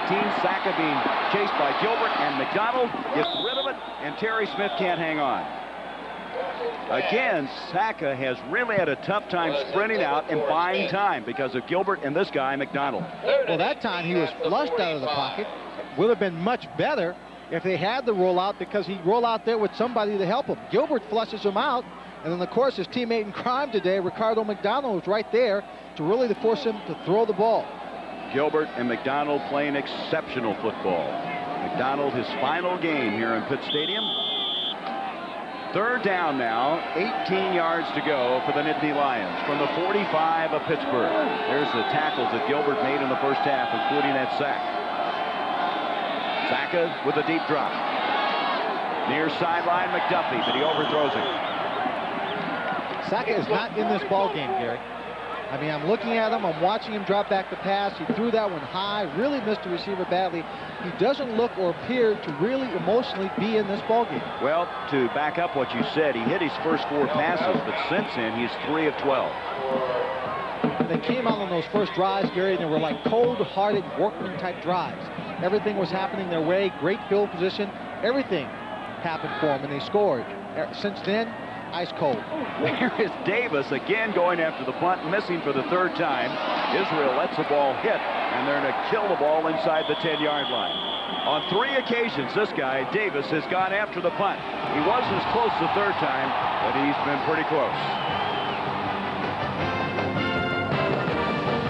The attendance today, 52,159. We have 13 and a half minutes left in the 3rd. 6th-ranked Penn State trying to win their 10th game of the year. In motion comes Dave Moore, the tight end. Van Pelt deep, and that ball is a weird Jim Deck. Dieter almost came up with the interception. I don't know what happened. Evidently his arm was hit, or somebody hit the ball. It went crazily into the air, and Dieter almost picked it off. Thank God, if you're a Pitt fan, that Chris Sestelli was there, because he snaps the ball and makes the big hit, so it's not an interception. Looks like they're trying to set up a screen. He's right there, he throws. He just loses that, Gary. He just sure pops does. it up in the air. Now, Sestelli, 51, will come over, strips him of the football. That's a heads-up play by the center. Well, Benfatti a while ago almost had an interception on the end zone on a shovel pass, and now a near miss by Dieter. 2nd down 10. Boy, that ball just got away from him. It is damp. It was raining before the start of the game and from time to time. Van Pelt scrambling around, being flushed out. He's going to try to run with it. He comes up to the 15 and lowers his head and is tackled there. It was Dieter and Benfatti who were pouring through and flushed him out. And eventually Guganis, number 42, was over to make the stop. Well, I told you that Pitt was a good first-half team. Well, the second half, it's been nothing but trouble. And right now, down 23-7. Those numbers do not bode well for Paul Hackett and the Panthers. They don't, but on that last play, Gary, Van Pelt looked like he was going out of bounds and stayed in. Nice little move, because now he gave him a real 3rd and short situation. Had he gone out of bounds, it would have been about 3rd and 5. 3rd and a long 1, almost 2 yards. 3 tight ends in on the game. DeVoe is the single running back. Coons will go in motion. DeVoe will burst to the outside. He's got the 1st down. Nice heads-up cut by DeVoe. Everything jammed up in the middle. He darted to the outside, and a very important first down for Pittsburgh as Wright and Rubin make the stop. One of the captains of this Pittsburgh team, and again showing his savvy, his ability to see what he could get, and he took it. Paul Hackett loves the way DeVoe plays because he plays smart, heads up. You know, he's not real big in the fullback position, 5'11", 195. But in Hackett's system, you don't have to be the big, powerful fullback. Gain of 11 on the play. Moves it out to the 27-yard line. Martin has come into the ball game. Van Pelt back, throwing the near side, and that one is almost picked up. Mark Graham, the junior from Clifton, New Jersey, couldn't believe the ball was headed his way, and he had what looked like a sure interception get away from him. Let's go down to Mark Jones.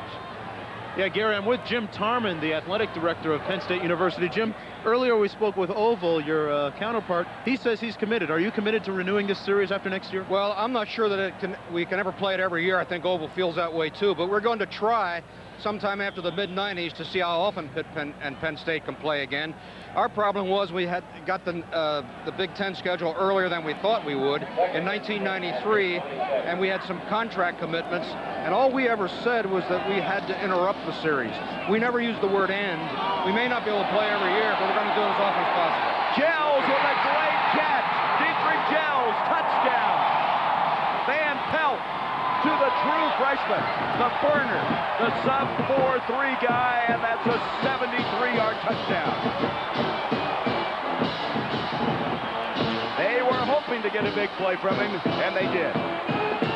Well, the man they worked on all the first half, trying to set something up on the short side of the field, was number 35, Derek Bonham. He's in there. He's just running a takeoff while everybody else runs a combination pattern on the other side. There's the speed we're talking about. He streaks, never breaks stride. Perfect pass over the head, into the hands, into the end zone, and onto the scoreboard.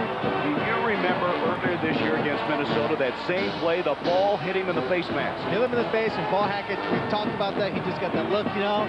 He's young. He's coming on. Well, he just came on. Yes, sir. He arrived. 23-13. Point after attempt by Kaplan is good for Pittsburgh since 1988. Kicking off Silvestri, line drive affair. J.T. Morris, a true freshman, will bring it up for the Nittany Lions, and he'll be stopped short of the 25. Boy, I tell you, that speed will kill. Wanted in Gels, the guy who runs so well, the parade All-American from Erie, Pennsylvania, ignited this homestanding Pittsburgh crowd. So all you folks at home waiting to see Gels do his thing. There it was. And I think we'll see more of him throughout the second half trying to make the big play. Well, you were talking about Saka not maybe being in the game. He better start getting in it. This game could change in a hurry after that 73-yard strike. Just short of the 25. The Nittany Lions have it. 12:33 left in the third. Anderson and Gash in the backfield. It'll be Anderson's, and Anderson off tackle, comes out of there. He just seems to find the room, and he advances the ball across the 35. And that will be a first down for Penn State. Lex Perkins, who hit so hard up there to stop him. You know, Anderson doesn't look like he's in any hurry, but that's a deceptive gait that he has out there. Yeah, he's very smooth, as we said earlier. Paul Seaver, number 76, and Kyle Brady, number 81, were out in front blocking, and they had contact with their men. They weren't driving them, but they were keeping them out, and he just decided, I'm going to run between them, put his head down, burst right through, and picks up the yards. The 11-yard run sets it up first down at the 36 now for the Nittany Lions, who have been stunned here by that 73-yard touchdown pass. Hand off to Anderson again, and here he comes. He runs out of 2 tackles and looks like he may have another first down. Perkins made the stop there. Next Monday, Warren Moon and the Houston Oilers are looking to wrap up the AFC Central title by taking on Jim McMahon and the Philadelphia Eagles, who have won 4 in a row. A team that the Oilers have never beat. Live action begins at 9 Eastern, 6 Pacific on ABC's Monday Night Football. I'll tell you, Jim McMahon is getting the job done. But that Eagle defense is something. They're number 1 across the board in every defensive category. Anderson now with 95 yards on 14 carries, did in fact get the first down on the last run. 21 yards the last 2 carries. First down. Here he goes again, and they're just coming right at him now. Here's Anderson to the 40, to the 38, another first down. It's like they just threw down the gauntlet. They said, okay, guys, if you're going to score quickly, we're going to come right back and play some smash-mouth football and come after you. They're doing a great job. What they did on that last play was the guard, John Garrick, number 57, was able to get off the line and get on in terms of getting a block on Tom Tumulty, number 84, the inside backer. Once he did that, screened him out of the play, Tumulty couldn't come up, make the stop. There you've got the big hole. Third 100-yard day of the season now for Anderson. Here he goes again. And this time he's held to 5 yards. The ball has come loose. Pittsburgh says they've got it. Let's wait. Anderson, who had carried 3 straight times for a first down, fumbled it. And Joe Paterno's team has turned it over. And when you're on the road and you get stung by a long touchdown pass, then you come back and turn it over, the hometown people start to believe they can pull an upset. Oh, take a look at this fumble. Lexus Perkins, the man who recovered the ball. But right there, just a good shot. The ball pops loose. And then Perkins coming over the top of a couple of people to find the football and recover it.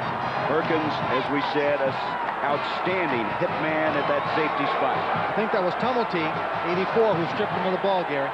From the 35 now, Pittsburgh has the football. All of a sudden, this game has reversed. Panthers feel they've got a chance to upset this sixth-ranked team. Van Pelt is back. Now being flushed out. He gets rid of it as Dieter had him in his grasp, and he threw it to the near side. And Dieter just relentlessly pouring up the middle. He got rid of the ball, threw it at the feet of tight end Dave Moore. Gary, you know, I'm going to disagree with you just a little bit. I don't think it's reversed. I think it's just a continuation of what was happening in the second quarter. You know, we take a look at this last play, and they came out in that second quarter, turned things around, and just missed things by half inch. Now they got the big play in this in the third quarter. They're trying to make these things happen.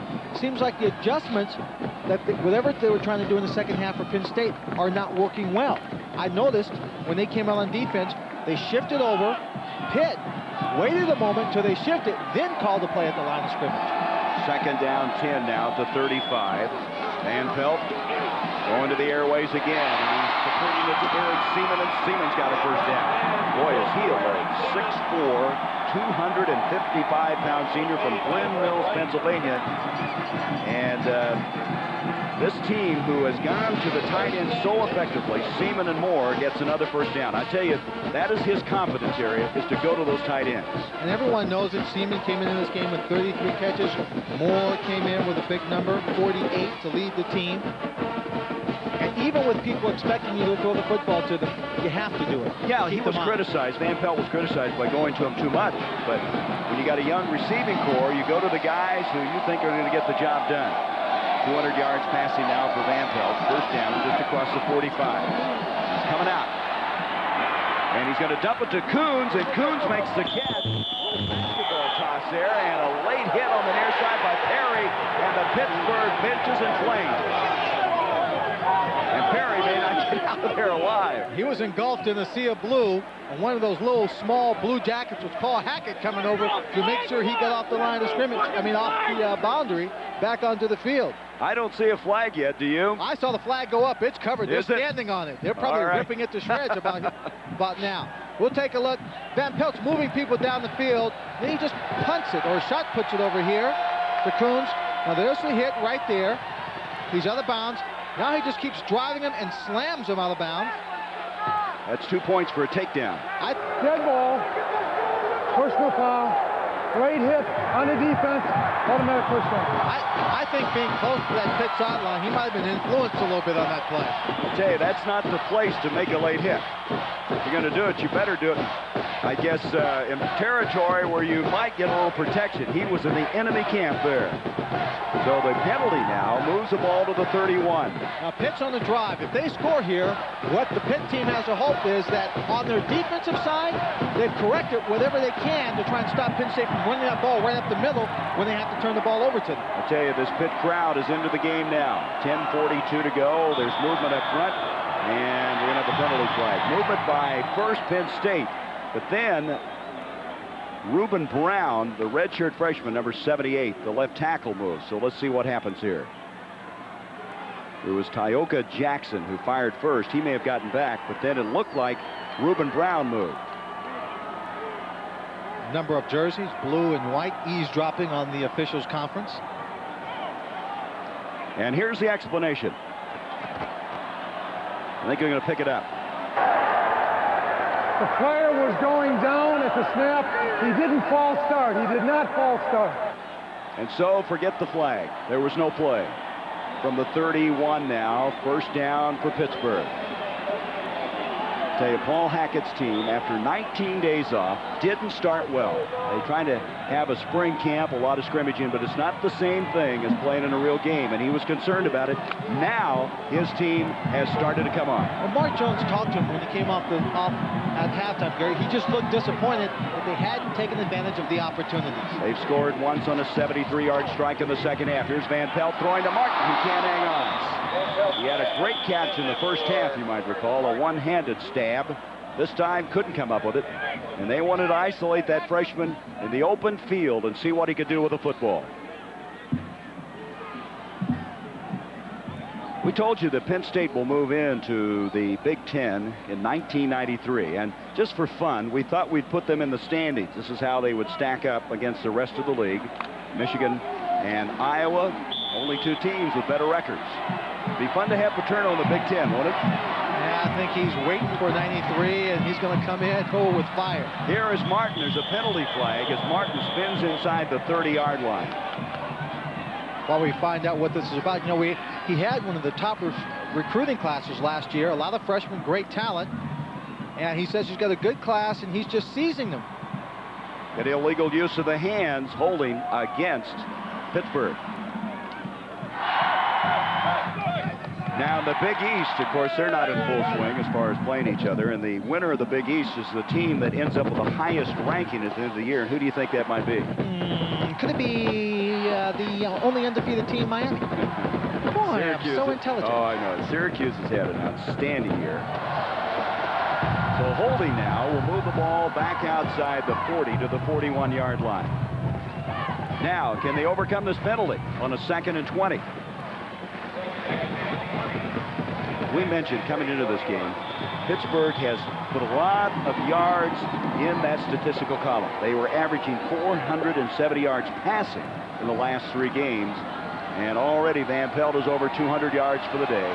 Gary, they've got great speed. If they can push this defense down the field, bring somebody across the middle, and not try and get it all in one bite, I think they've got a good shot.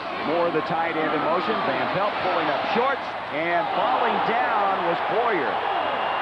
Boyer, the intended receiver, at the 20-yard line. He looked around like he thought he might have been tripped.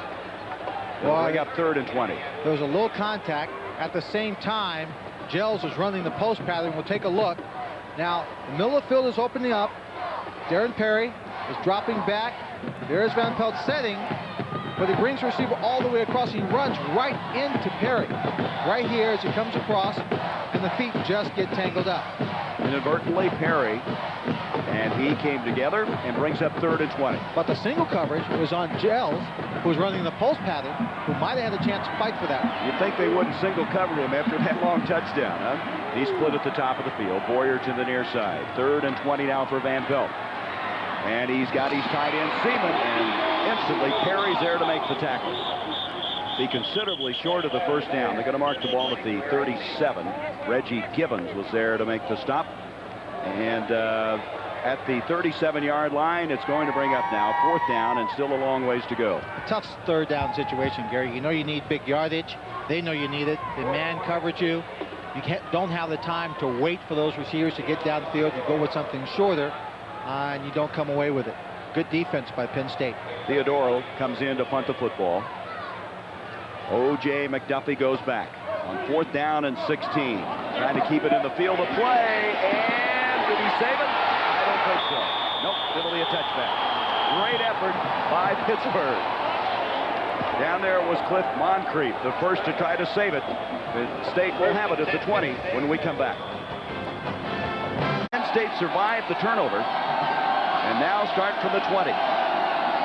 Sackler, who hasn't had things going offensively since the first quarter, gives to Anderson. He's going to be tackled for no gain, and it's Sean Gilbert again. Let's go down now to Mark Jones. Yeah, guys, interesting to note that after that last personal foul call on number 9, Darren Perry for Penn State, he baited the players and baited the Pittsburgh bench. Here's a look at the play. Van Pelt throws the pass out of bounds. And watch number 9. He'll come in here, put the hat on the tackle, and he started baiting the Pittsburgh bench, saying, you guys can't hang with us. You guys have no right on the field. I think it's too early to start making that kind of claim, though. Back to you. And Mark, in the wrong place to make that kind of claim, I would think, in the enemy camp. There was a pass that was bounced incomplete, intended for Terry Smith. It might have been deflected by Doug Whaley. And all of a sudden now, Penn State has to be very concerned. They have a 3rd and 10, and they really, other than running the ball by Anderson, their passing game has really deserted them. They have not had a passing game at all. The lead that Penn State has right now, all gained, everything you see there, really gained in the first quarter of play. First 3 possessions, they scored 17 points. From the 20 now, 3rd and 10 for the Nittany Lions. Saka with the play action. He's being chased, and Mike Kelly's got him. Kelly knocks him down. The sophomore from Philadelphia. Playing in place of the injured Keith Hamilton most of the last 4 games. That'll be a loss of 10. And back to the 10-yard line, and Helkowski will come in and punt the football again. He had receivers downfield, Gary, that were coming open. They were in man coverage, but the reason why they were in man is because the defensive line and linebackers were putting the pressure on Saka. They are unbelievable in the second half of play. 2 sacks in the game for a loss of 18 yards as Pittsburgh's defense has really asserted themselves. Helkowski to take the snap. A big rush put on again by Chad Askew. Doesn't get it. And here's Israel looking up the field, looking for the big play, and goes out of bounds at the 46. That's a 42-yard punt by Helkowski, and under some duress because he again had 2 guys, not one, coming from both flanks trying to block the punt. Well, Bill Davis, receiver, who has come close to blocking those punts, did not have a very good first half at all. He and Chad Askew were rushing hard, and Davis is really trying to rush himself back in this ball game out of the doghouse, I think, with Paul Hackett. Not only did he rush, but he got downfield on punt coverage and threw a big block on that play. You talk about Davis, what he's in the doghouse about is he dropped some passes early in this game. One that could have been a touchdown, and another a big gainer. And Hackett had a policy early in the season with his running backs. If you fumble the football, you come out. And so I'm sure he said, come on, Davis, sit down. Let you watch this game a little bit more. The good field position for the Panthers from the 46 of Penn State. Van Pelt going for all of it on the far side. Gels is there, and he had it for a moment. Mona was over there. And Dietrich Gels, who caught the touchdown pass earlier, almost had another one. Well, what I like about that play, even though they didn't come up with the catch, Gary, is that this time he really fought for the football. A lot of those other plays that he didn't get a chance to make the catch, he didn't fight for the ball. Right here, he's going for it. Look at him fighting for position. He goes up. He's there. He's just there. That concentration will come. Boy, he is impressive, isn't he? 6'1", 170. He was the state 100 and 200 meter champion in the state of Pennsylvania. And there's his numbers. The big one, of course, the 73-yard touchdown catch. 2nd down, 10. Davis is in the ball game, by the way, split to the near side along with Chris Boyer. Van Pelt is looking this way. Being chased by Jackson, and Kyoka is able to wrestle him down short of the 50-yard line. You saw him looking out there, Gary, Van Pelt directing. You know, he had he had Davis come up to the line of scrimmage. He wasn't really on the line of scrimmage, had to direct him up. Then when he's scrambling, he was trying to get Davis to come back to him. You know, trying to coach as a quarterback those guys. Unfortunately, the Penn State defense sees that too, and they react to it. And they toss him for a 5-yard loss back to the 49. It's 3rd and 15 now, 7:30 to go in the 3rd quarter. Tell you, these Penn State guys keep drifting through. They've been running a lot, trying to catch up with Van Pelt, but he's shown good escapability, buying more time. This time he has 2 receivers split out in a slot, and now going in motion is Dave Moore, the tight end. Rolling out will be Van Pelt. He's got Dieter in his face, and the ball incomplete to Martin, but Dieter's the guy that messed it up, and he unloaded on Van Pelt. There's Dieter, number 72. He has played an outstanding football game. Take a look, number 72. He's a nose tackle. Van Pelt, controlled rollout.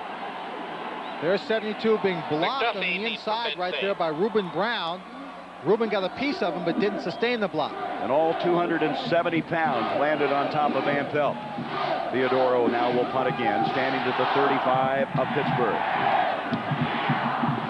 Back is O.J. McDuffie. He takes it at the 15, gets away from the initial man. The ball is fumbled, and it's loose. Who's got it at the 11? And it's recovered by Penn State's McDuffie. Gary, when things start to go bad, you get a little down on yourself. Sometimes it's hard to get back. He dropped one early in the first half when the punt came up for it. This time, he had good coverage down on the field by Pitt. He decides to field it anyway right here, but he makes the first man miss. Good move. You know, even though he wills and turns his back. Now he's looking for a little opening, and watch the action here right there. Just a hand inside, stripping him. Again, he's got gloves on, so you don't feel the pressure as well when someone comes after that ball. I think it's an excellent point. Once you fumble, it's always in the back of your mind, isn't it? Yes. From the 12-yard line, so Penn State starts deep in their own end of the field. 7-11 left in the third. Here's Anderson, and Anderson out to the 15-yard line and gobbled up there. So McDuffie, who loves to return punts, has really had a tough time today. Fumbled one, which Pittsburgh got, recovered his own, but lost some yardage. And now from the 15-yard line, 2nd down 7. This shows you the kind of heat Pittsburgh has put on Tony Sackett. The hurry 7, the sacks 2. A lot of it coming with the guys up down on the line. Gilbert principally, McDonald at the linebacker position. From the 15-yard line, 2nd down 7 for the Nittany Lions. Play action, and Sackett has no time to carry off the play. He faked, and all of a sudden, Charles Williams and Doug Whaley, number 24, in his face. Pitt decided to come with the blitz, Gary. They got play action on. All right, Sackett takes the play action, and he's got his back to the line. He doesn't see the blitz. Everybody comes through. They can't block them all. It's a sack. Perfect time for the blitz. So Pittsburgh's defense continues to excel after a very shaky first quarter. 3rd sack of the game now. Losses totaling 24 yards. The line of scrimmage, the 8-yard line, 3rd and 14. And Joe Paterno seeing this game slip away. He's still leading, but things have not been going well. Sacker running away from McDonald, and he's going to be tackled at the 5. Ricardo McDonald, who was playing an inspired football game, has been after number 19 seemingly every time he runs to the far side of the field. And he has been on him. He could feel McDonald's breath coming down his neck. How to believe Sackett thought, oh my God, if I don't move, it's going to be a safety. Let's take a look. You see Gilbert coming in, putting pressure on the inside. He's being chased by from the pocket right there by McDonald, right there. He grabs him by the ankles and says, stop in your tracks. Okowski again has to punt from the end zone. No pressure this time, and he hits it well. Israel going back. He's got it at the 45. Looking for something to develop. Across the midfield stripe and goes out of bounds. He's always looking for that big play, and rightfully so, because he's made so many of them for this Pittsburgh team, and the Panthers with excellent field position again. They've been going after this punt all day, Gary. That time they decided to look like they were going to go after it.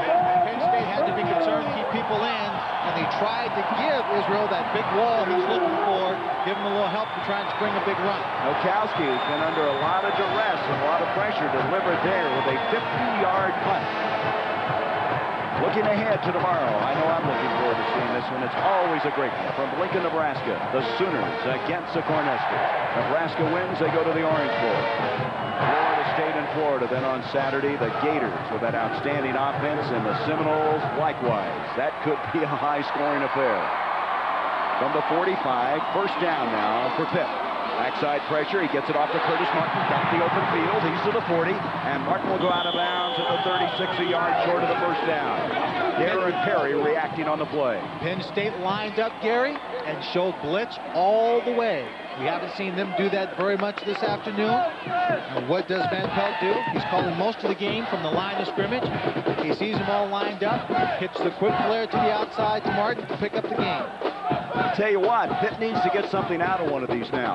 They've been down here, continually putting pressure on this Penn State defense. As we pointed out early, the shortcoming of the Pitt offense is that they have not taken advantage of opportunities all year long. 2nd down They're going to mark it 3 yards to go for the first down. Hand off to Martin, and Martin's going to get the first down and then some. As he goes out of bounds at the 32, Lee Rubin has been a real surprise at that free safety spot. Number 39 over to make the stop. Martin just gives him an added dimension. Without Martin, they don't have that big playability in the running game. Right now, the way he's running the ball, what they're doing offensively, he is just maybe a block, Gary, away from springing a big one. He is something. You see the time remaining in the third quarter. 23-14. The Nittany Lions are the lead, but a precarious lead the way this Pittsburgh team is playing. Hand off to Martin running behind the tight ends. Got a block. Stands up the guy as he takes it inside the 30 and is shoved back. I tell you, Darren Perry has no fear. He came up and unloaded on him. I say that because anybody that would taunt an opposing team on the opposing team sideline has got to be tough or crazy. Fearless, maybe a little crazy. The defensive attitude. But he came up, formed up well, Gary. Got in great position for that tackle. Dave Moore, the tight end, shaken up. He's coming out of the ball game. I'm Gary Bender along with Lynn Swan and Mark Jones and Roger Twyble on this Thanksgiving Day. We have 4:30 left in the third quarter. Penn State leads at 23-14, but they led 23-7 at half and have not been able to generate any offense. Pitt has scored on a 73-yard touchdown pass in the second half, and they're threatening again. 2nd and 7 for the Panthers. Van Pelt deflected up in the air, and Bona's got it. Derek Bona with his 2nd interception of the day, and he'll be tackled at the 25-yard line. Bona, who earlier picked off one in the end zone, and that ball straight up in the air, and Penn State survives another thrust deep into their territory. Number 55, Lou Bonifati, the man who deflected that pass. There's Van Pelt. Watch here. There's a hands up in the air by Bonifati. Boom. Tipped up. Fair catch for Derek. No King's X there. From the 25-yard line. I tell you, Bonifati has been getting those hands up. And Bona with his 2nd interception of the day. Sets it up at the 25. Saka now rolling out. And he's on target to Terry Smith. That'll be a first down out to the 40-yard line. He's been rolling the other way. It's a tough throw for a right-hander running left, but he connected. Whaley Perkins make the stop, a 16-yard gain.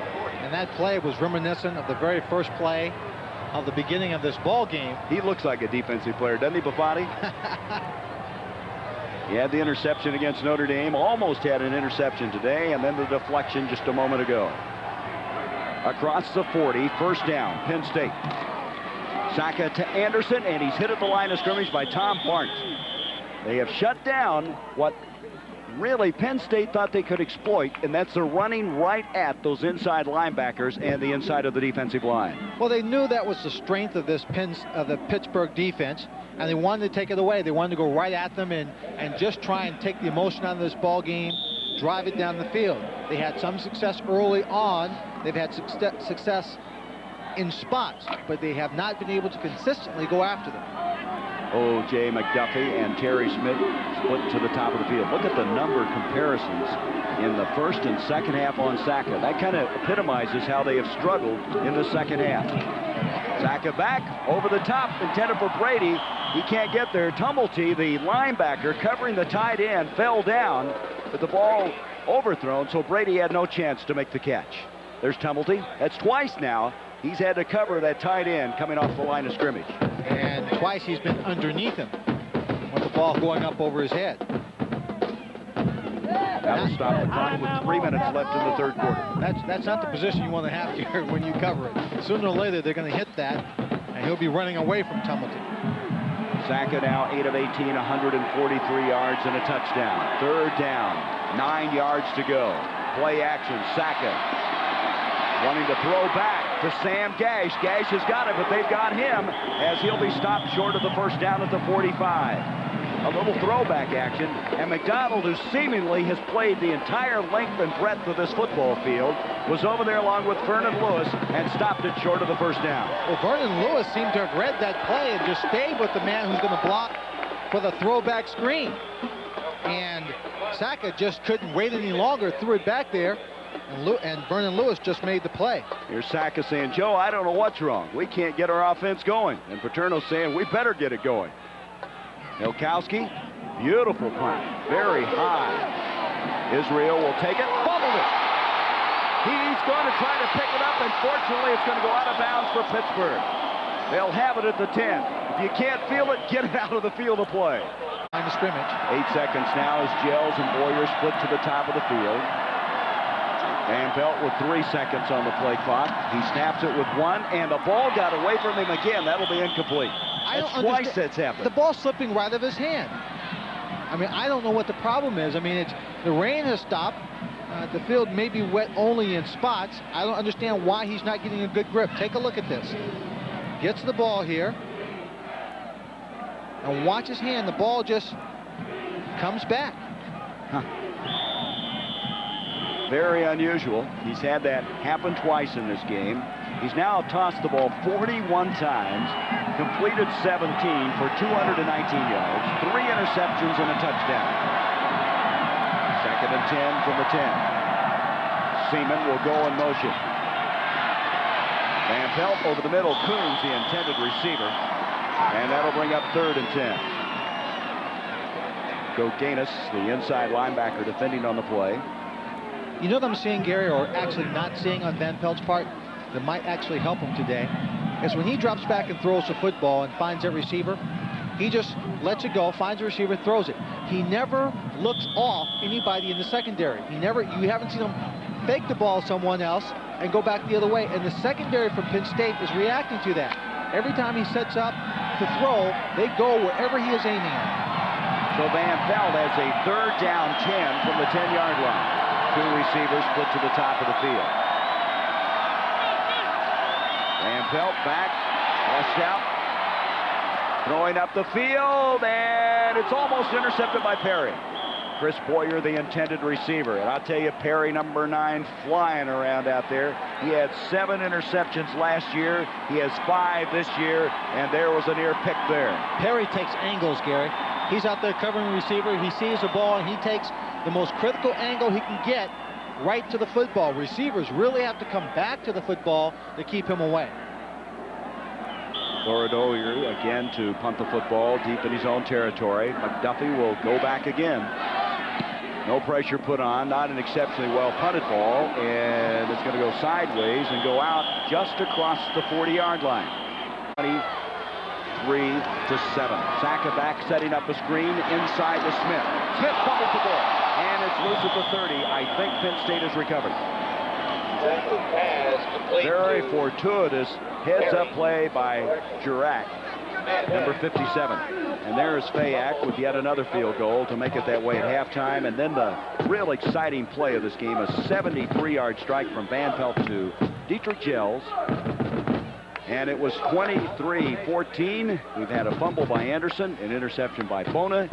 And that's where we are right now. 1:37 left as they bring in the sticks for the measurement. And Penn State, who had everything going well early, now kind of just surviving, trying somehow to fend off an inspired Pittsburgh team. And if you look at the personality of this game to go with that scoring summary, it was first quarter being dominated by Penn State. They looked like perfection on offense, defense playing well with a flat Pittsburgh team. In the second quarter, it was Pittsburgh coming on, finding itself, trying to get field position, but missing opportunities to make the big plays and get on the scoreboard. In the third quarter, it's been really all Pittsburgh, but Penn State has lucked out. Again, they have not capitalized on their field position and scoring opportunities. Well, we've got a misfire here. Huntington, the center, either he had the snap wrong or the rest of the team did, as he fires off the line of scrimmage. And that'll be a 5-yard penalty against Penn State. Yo, fans.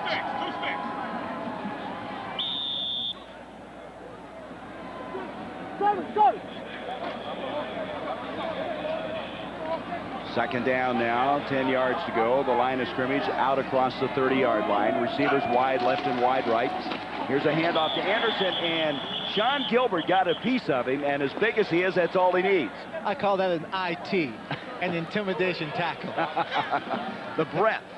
The bad breath, maybe? Oh, I don't infer that he has bad breath. But it's like that Indiana Jones movie when they said one of the challenges would be the breath of God. I mean, he just came in, stuck an arm out, hit him on the shoulder pad, and he went down. Slippery field, I do believe, is the culprit. Anderson has 120 yards on 20 carries. Third down 10 now. As you see, the third quarter just about ready to come to a close. Sackett, play action.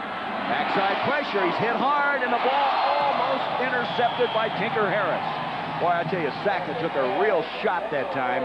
It was Nelson Walker from the backside that hit him in the small of the back, and he went down with a thud. He got scrunched. Take a look. Again, he has been under pressure ever since the end of the first quarter. He's going to get hit from the backside. There may be someone coming in front. Yes, Gilbert. Oh, he got hit so hard from the front and back, he couldn't go either way. He just dropped straight down. John Gilbert has been absolutely sensational today. So they sandwiched him. It was Walker from the backside, Gilbert from the other side. And now on a fourth down and still 10 yards to go. We have 8 seconds left in the quarter as Fayak, who kicked 3 field goals in the first half, will come in. And I think they're just going to try and let the clock run down for the last few seconds. We have a timeout called by Penn State.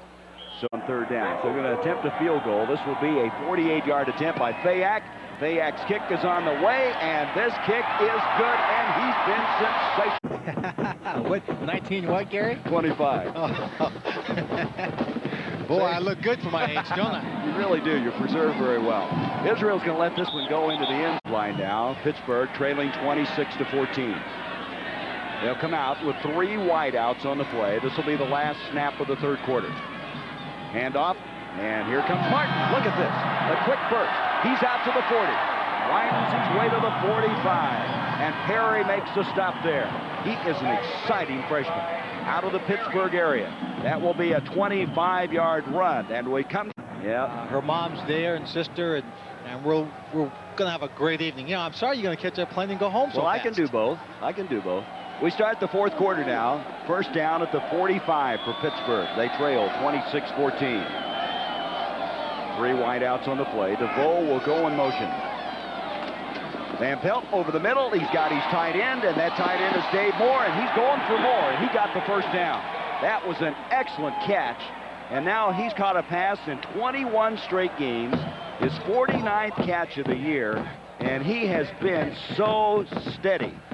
The senior out of Landing, Pennsylvania. First down, and that's a nice way to start the fourth quarter for the Panthers. Just a solid play, nothing fancy, but he makes a catch, turns upfield, and just drives. Moore and Seaman and Coons as well today have been very effective. Van Pelt now, look at that. He's over 8,000 yards in his career. Marino was the other to do it. Here's Van Pelt giving to Martin. Martin trying to go outside. Look at his. Give him the leg, take it away. And he drives up the field and got a first down. And that is a remarkable effort. Mark Graham and Perry over there to make the stop. That looked to me like it was going nowhere. And he kind of gave him one of those, here's my leg, take it away leg. And he's up the field for the first down.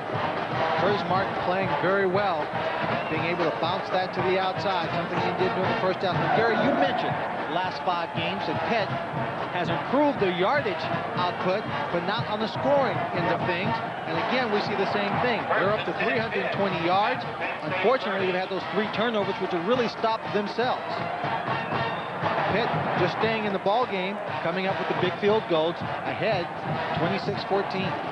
The 2 turnovers for Penn State, fumbles. The 3 turnovers for Pitt via the interception. That was a 12-yard run by Martin to the 30-yard line. 3 tight ends in. One of those Coons will come in motion to the near side. Hand off to DeVoe. DeVoe bouncing, a flag on the play, and DeVoe with a very resourceful run to the 25, but a penalty flag was thrown. They threw it right at number 77, Gary Gorjeski, who was blocking on number 72, Jim Deether, the nose tackle. So that'll come back. And Pittsburgh, a young team that they are, has had a tough time all year long coming back against the penalties. And that's what's left of the turkey after Lynn got to it at halftime. Well, I just did the carving, practicing for home. Oh, yeah. Very nice of the University of Pittsburgh, their sports information director, Larry Eldridge, to provide that for us. You know, you're on the road all year long, and you spend a lot of holidays broadcasting games and sporting events. Very nice that the university had that consideration for a lot of people on our staff. Now, I don't want you turning in your per diem, because you ate up here. Well, thank you, Gary. I noticed they couldn't even get to the turkey. You were over there, and you just completely had the place boxed in. I couldn't get in there myself. All right, first down, 20. Carving. Okay, first and 20 from the 40-yard line. Van Pelt over the middle. Boyer. Oh, he take a shot, but he hangs on. He's very close to the first down, and Boyer is hurt. Rubin nailed it. Big hit by Lee Rubin, and Boyer still down. Let's see where they're going to mark that. He needed to get just inside the 20 for the first down, and I think he got it. Gary, all day long, it seems that the middle of the field has been open for the passing attack of Pittsburgh, but when they're making those half rolls and so forth, they're waiting for it to come to the sideline. Now, again, the middle is wide open. What Boyer is doing, he's drifting upfield a bit in this play. He tries to protect himself and the ball. He just gets a shot right there now. You can't tell whether it's a shoulder or an elbow when he hits the ground. Well, they deliver on 3rd and 20. They pick up a 22-yarder. We'll come back with 13:59 left to play. Well, Boyer went off the field on his own power. He'll be out for at least a play. There he is on the sideline after that 22-yard catch. And Pittsburgh now with a first down at the 19 of Penn State. 13:51 left in the game. This drive started from their own 20-yard line. Coons will go in motion. Van Pelt with the deep drop over the middle, complete to the tight end. This time it's Eric Seaman, and Seaman breaks a tackle to the 10-yard line. So the tight ends now starting to acquit themselves. This Pitt football team is playing with a cause. I mean, they are playing like it means something to them, and they're taking it right to Penn State, play in and play out. It's been a long second half for Penn State. They have picked up a field goal, but other than that, they have been somewhat on the ropes time and time again, and Pittsburgh now has them there again. And they're afraid to blitz. It's not a real strong blitzing football team, but Van Pelt calling the plays at the line of scrimmage might give themselves away. First and goal at the 10-yard line, 3 wideouts. Martin, a single running back, and it looked like Dieter, the nose tackle, made contact. There he is. Contact, defense. So now it'll be first and goal at the 5. He snapped that ball the minute Dieter made contact and ended up with the penalty. In the second half, Pittsburgh with 204 yards in offense, Penn State 52. Pitt has done nothing, Gary, but improve. They've gotten better and better, while Penn State has not. From the 5 now. 12:41 left in the game. Van Pelt to Martin, trying to get outside. Nothing doing. Rubin is there. Safety comes up, makes a good play. I mean, that's what you want from your safety. Everything was clogged up on the inside. Martin's getting ready to bounce it to the outside. He's got a lot of room. You have to come up quick. Don't let him get the start, so he has that speed going to the outside. Second and goal just inside the 5. Martin 80 yards on 18 carries. And the guy behind the dark glasses has a worried look. He should. A little play action up here might hold him.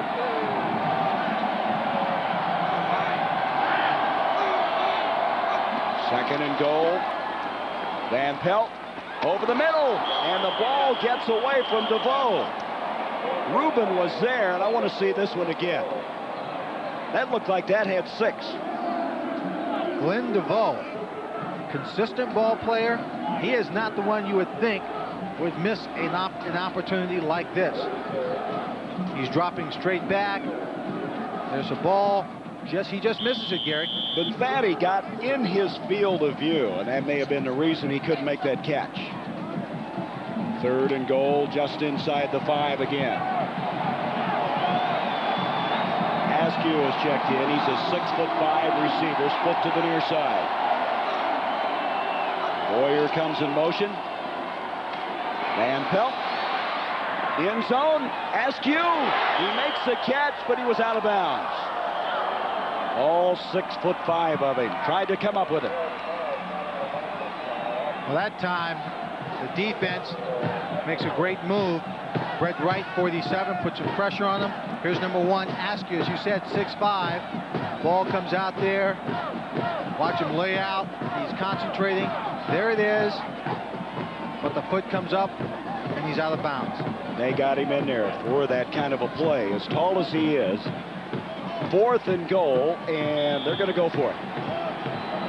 Well, a touchdown and 2 field goals. But the Panthers need to go on top if they can hold the Nittany Lions to the 26 they already have. Big play. 3 for 9 this year on 4th down. In the end zone, touchdown, DeVoe.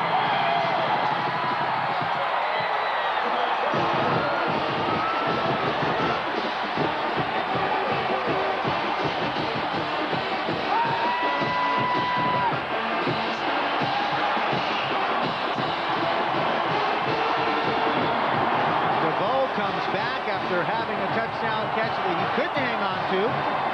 He gets a second chance from Van Pelt. Gutty play and execution. Pitt has not been stopped, Gary, on 4th down this afternoon. Is that their 3rd play? And DeVoe, who had not been able to make the catch earlier, does here. Kaplan point after, and it's a 26-21 game. 26-20. Penn State's lead has bin cut to 6. Having trouble with Shelly Hammonds. He stopped inside the 20 at about the 17-yard line. So the special teams of Pittsburgh picking up the torch now.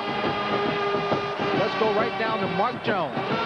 Yeah, I'm with the former Penn State great Franco Harris and former Pittsburgh Steeler. Franco, how's this series changed since the time you were playing? Well, during that time I was playing, Pitt wasn't that good, but then Dorsey came, Marino, so they put together some pretty good teams, and the last few years it's been pretty lean for Pitt, but you can't tell by today. A lot of emotion out there. Thanks a lot for joining us. Gary, I know we're disappointed in not being invited to Lynn's for dinner, but Franco says Lynn's a terrible cook, so maybe we shouldn't be disappointed. Now the real story. He and I spent some Thanksgivings together. No place to go. Anderson. Penalty on the stop. This is a big moment now. Not like the others have not been for this Pitt defense. They have Penn State backed up inside the 20. They've been playing superb football in the second half. If they can stop them here, get the ball, they would probably have excellent field position, have the opportunity with a lot of time in this 4th period to march down the field and take the lead for the first time in the ball game. 2nd and 12.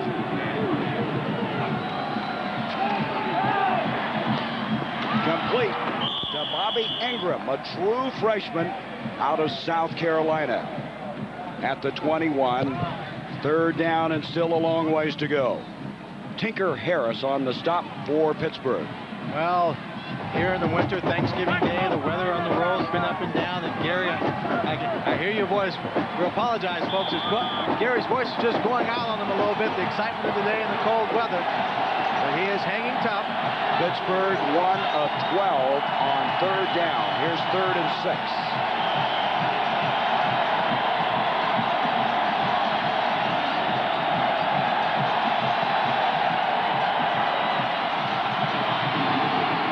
Not going to be there. It is not there. Chip LaBarca, the intended receiver. So Chip LaBarca walks off the field. Tony Sacca, who was hot in the first quarter, remains very, very cold here in the second half. Ilkowski to punt the football to Israel. Pittsburgh coming close to blocking a punt. You see Penn State making some adjustments. Israel very dangerous. They come after it again. Askew gets very, very close. This is Israel, the 30. Pelt. He's attempted 49 passes today. 3 interceptions, 2 touchdowns. 9:55 to go. Martin, no place to go this time. Still trying to fight his way up the field, but he is swarmed by this Penn State defense. Curtis Martin, the ball carrier. Bonu was the first to get there, as this has really been, Lynn, an uphill climb all day long for this Pittsburgh team. And when you think about all the adversity they had in this one ball game, the mistakes that occurred in the first half, missed opportunities, playing a flat game, you know, again, we have to tell you, they had 19 days between football games. Paul Hackett trying to figure out what to do with his team, took them back to some basics, trying to keep their spirits up and get them prepared so they would not be flat. Talked about like spring football all over again. 2nd and 14. Van Pelt. Intended for Martin, and it's picked off by Gibbons, and Gibbons is running the other way. And he's knocked down from behind. Penalty flags everywhere. Gels knocked the feet out from under him as he came back to the 35. And that would be the 4th interception of the game for Van Pelt. And Van Pelt talked about trying to make too many things happen last year when he was playing, trying to really take control of the game too much, trying to do too much.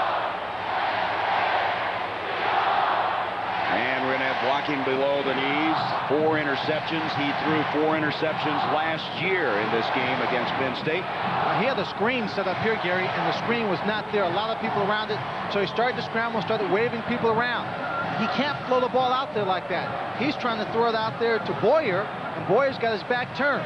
So now it's picked off, and Penn State has possession. An illegal block below the knees, but again, it's Penn State in possession of football.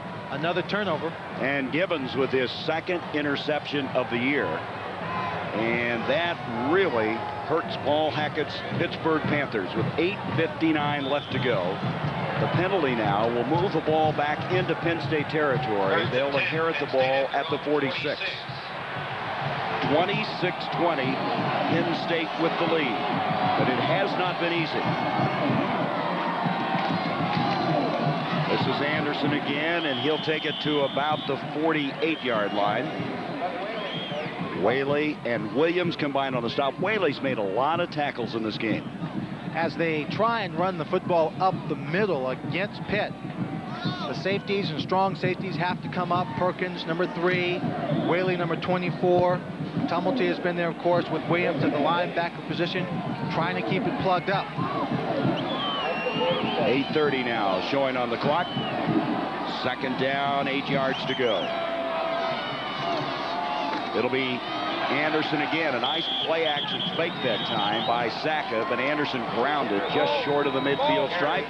So we come to a 3rd down as Curtis Bray made the stop. Look at this second half. Other than the field goal, it's been futility for Penn State. And they achieved that field goal with the best field position of the day, 2nd best field position of the day, 41-yard line in Pittsburgh. First half, again, in the first quarter. First 3 drives, they got the points. They've installed since. 3rd and 6 now for the Nittany Lions. LaBarca is split to the near side. Saka will go to the other side, and McDuffie is out of bounds. Israel had him covered very well on the far sideline. Steve Israel playing a man-for-man, took him on, took the inside position, and a smart play there, Gary, because when O.J. McDuffie goes up in the air for the ball, Israel wasn't looking back. He knew his position, knew he was going to come down out of bounds, didn't try and make a play to get pass interference called on. This is the 9th punt for Hilkowski. Israel's made big play after big play, and now Paul Hackett would like to have one here. Special teams been terrific for Penn State with the field goal. Hilkowski's putting big rush again. Almost got it. Guess who it was? It was Davis again. This ball is going to barely make it into the end zone. Davis almost got that punt. He is trying so hard, Gary, to get there and make that big play. And that was a 50-yard punt, Lynn. And prior to that, he had 8 punts averaging 42 yards per punt. Came into this game with a 38-yard average. From the 20 now, 1st down for Van Pelt. 4 interceptions, but he's still coming after him. And this one thrown away, intended for the tight end, Dave Moore. You know, when you've thrown 4 interceptions, it must be awfully tough to still keep positive and keep thinking you can make something happen. But you still have to go after it. And matter of fact, there's a great lesson in this ball game that tells you that. When Hackett went out at the end of the second half, Mark Jones talked to him, asked him about going deep. He says, you got to go after him. You have to keep going. You have to keep going, no matter what. Came back out and hit the big one to Dietrich Gels. Now, Van Pelt has not had the greatest game. He's thrown these interceptions, but he knows if they want to win this ball game down by 6 with 7:26, he still has to come after them. There's Dick Anderson, one of the Penn State assistants, trying to get something going offensively when they come back. The blitz is on. They pick it up, and Van Pelt has it batted back into his face again. It was Givens who got up and batted it down, and Givens, who had the interception earlier, bats that one right back. By the way, that was the 52nd pass attempt for Van Pelt. That's a career high and a school record. There it is. Records are great, but I'm sure he'd rather have a few more on that completion end of it to go with the 52. The INT column is not to his liking. No. 2 touchdowns and 4 INTs. Ouch. So now we come to a 3rd and 10. Pittsburgh has all 3 of their timeouts left. Penn State has 2. And Van Pelt now like to keep this one going. Time will start being very important in this game soon. Junior Green split to the near side along with Chris Boyer. That's Boyer in motion. Van Pelt finds some time, and Boyer never saw the ball, and it's picked off by Perry. Perry's 6th interception of the year, and Boyer never looked back for the ball. He never looked back. I said earlier, the middle of the field was wide open. They tried to go for it, but this ball just sails up in the air. We'll take a look. Quarterback looking downfield. Excellent protection all day long. The offensive line of Pitt doing a great job today. He throws it across to the inside, and he's looking for the receiver coming across. That was Junior Green, 87. Yeah, I think he was trying to go to. He threw it behind him. Boyer was running downfield almost as if he was clearing out. Yeah, dragging everybody out of there. 5 interception for Van Pelt. Well, he had Lordy's interceptions. The touchdown-to-interception ratio is good, but it's been damaged today. Up to McDuffie. It's a jump ball and a nice play by Tinker Harris. Harris, a sophomore out of Willow Grove, Pennsylvania, starting in place of the injured Dave Coleman. And McDuffie, that's the kind of situation you love as a wide receiver going up for this one. He's very athletic. You'll take a look at him going against Harris. Harris, a sophomore. So they expected good things from him. He's had some playing time, started this game. Now he takes a big chance by letting McDuffie get behind him and jump for the football. But he gets up high enough to make a play. You know, McDuffie, an outstanding baseball player, and you can see him as a center fielder going back for that fly ball. And you saw he got it very high. His timing was great for that. Lex Perkins, number 3, tried to come over and get the rebound. 2nd and 10, 7:03 left. Sackett will deliver to Gash, and he won't come up with that one. Don't forget now, looking ahead tomorrow, Oklahoma, Nebraska, the Sooners and the Cornhuskers. And if Nebraska wins, they go to the Orange Bowl. If they lose or there's a tie, look out. Here comes Colorado. And then Florida State and Florida. Sam Spurrier's offense against Bobby Bowden's. Well, that game could go for 5 hours the way they scored. I'll tell you, when Bowden and Steve Spurrier get together, you know, the balls are going to fly. There's going to be a lot of action. And put your tape on extended play, folks. If you're away on vacation or something, you can't be there for it. And buy a lot of tape. 3rd down now, 10 yards to go. LaBarca goes in motion. And off to Anderson. He is to the 10. Anderson will score for Penn State.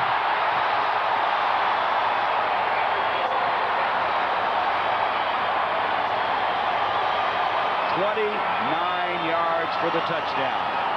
And Anderson may have put the lid on this one with 6:43 to go. Well, I'll tell you, clear away the furniture, move the turkey. We're going to come right into your living room with this play. Right up the middle to give it to Anderson. He says, make way, and he just sprints for it in the end zone.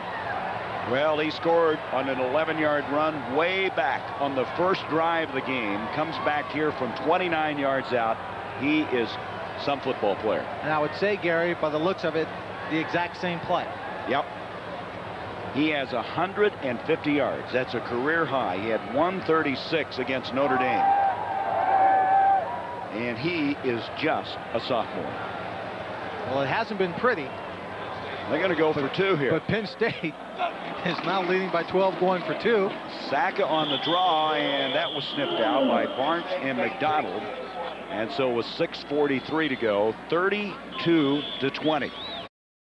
And now this guy plays the tape that Woody gives the pep talk before the game when he come in after the warm-up. And he says, you know what, that little son of a beef from Brooklyn, he's telling me I look good. And what an honor it is to play against me. You know what he's trying to do. He's trying to set us up. And everybody roared. I love that. I tell you, every time I am with him, I feel like I come away a better person for it. He has so many great stories.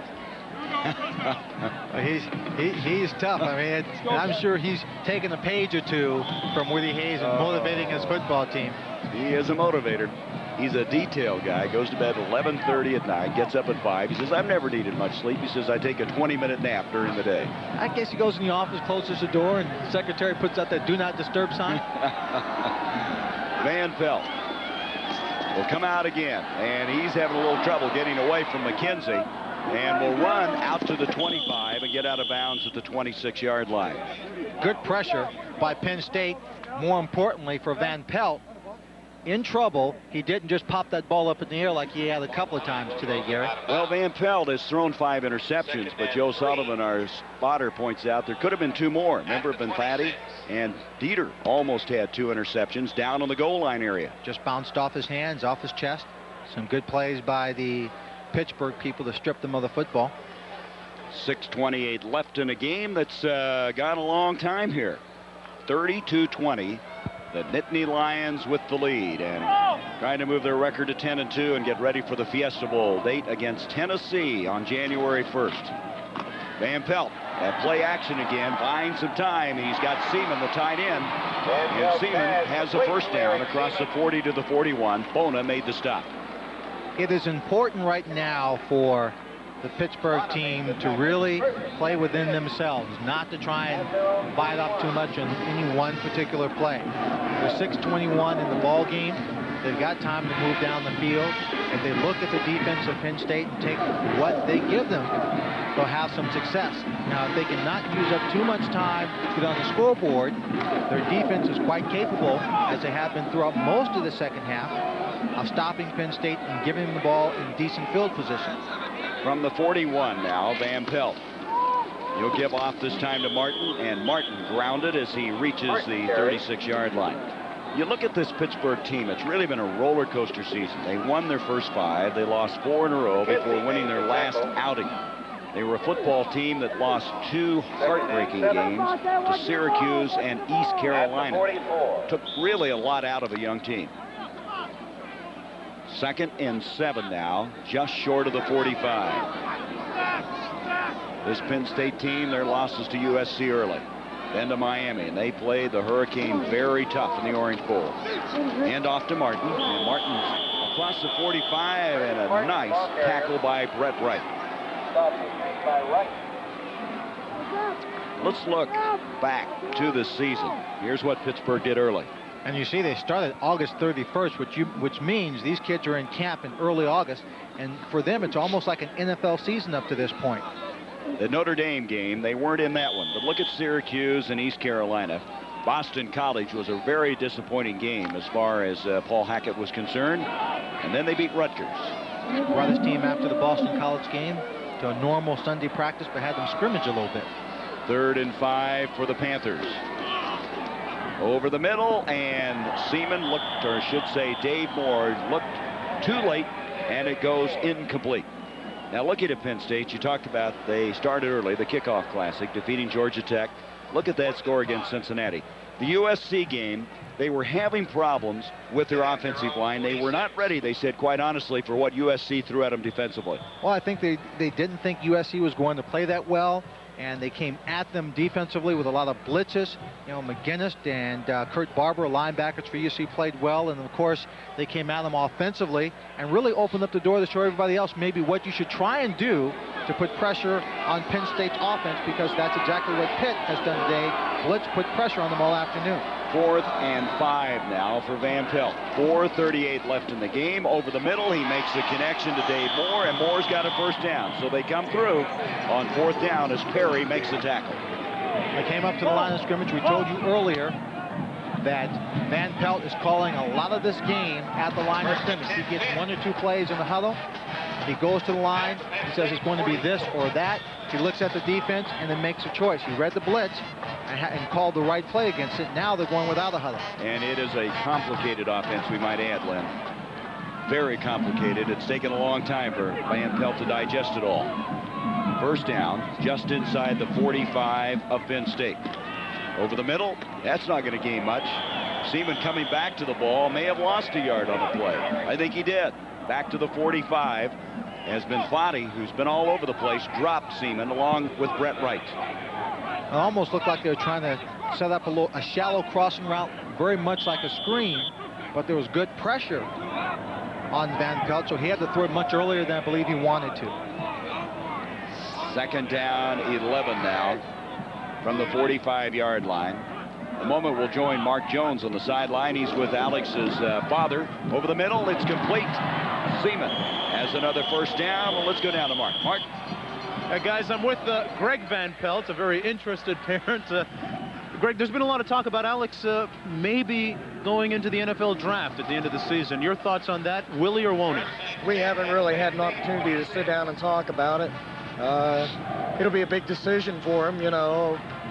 It's just hard to tell at this point. We really haven't had a chance to talk. Is he leaning one way or the other right now? I don't really think so. You know, he told me, I tried to get a little conversation going in regard to it, and he said we'll talk about it later on. He says I don't want to consider it.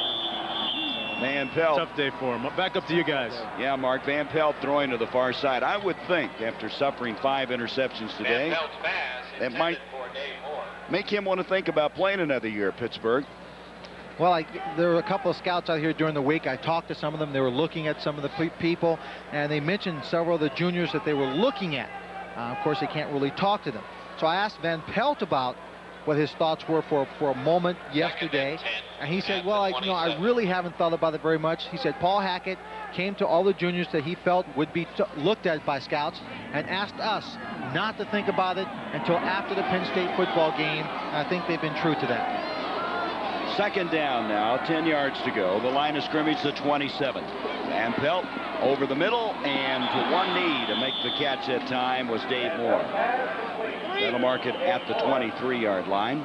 Penn State, a lot more twisting, Gary, up front in that defensive line, trying to get inside, and it's causing a few problems for Pitt, but they're still able to make some progress. And Pittsburgh uses their first timeout with 3:14 left in the game.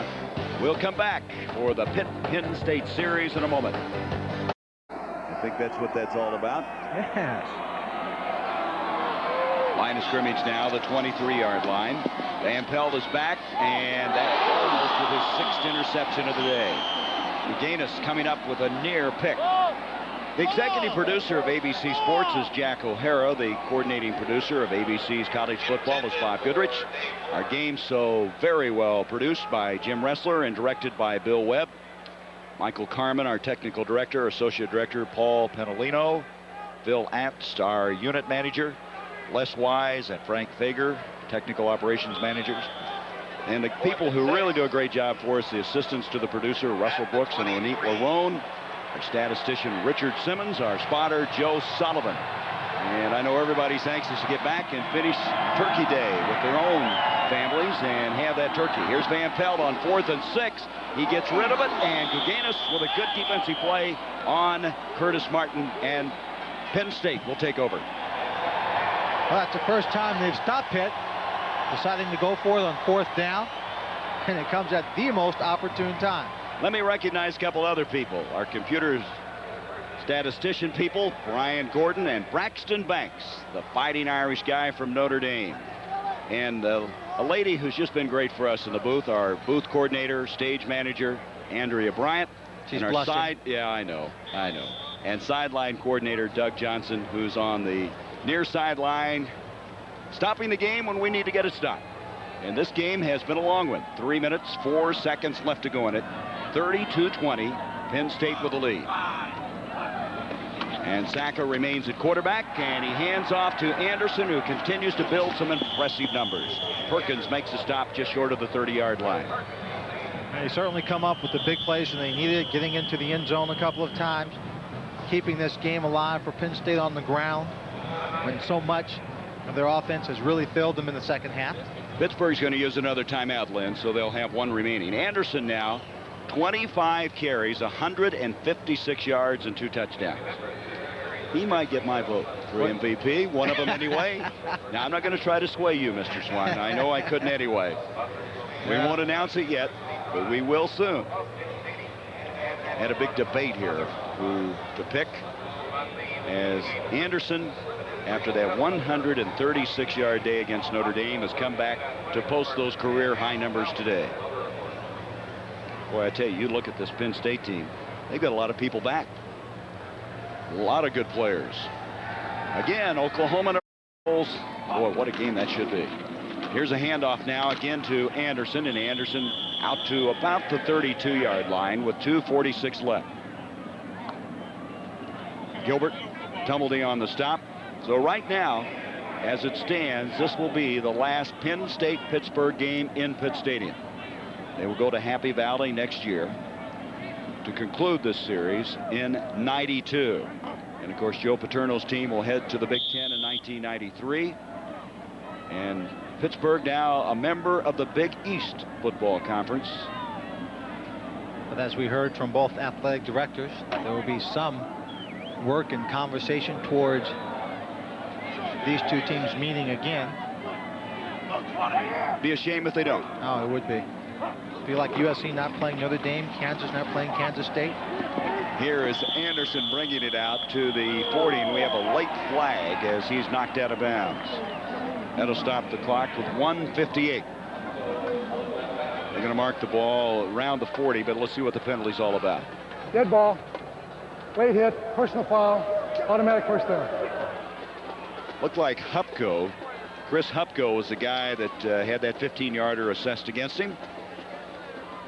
And so we wind it down, and the fans starting to file out of here at Pitt Stadium on this Thanksgiving Day.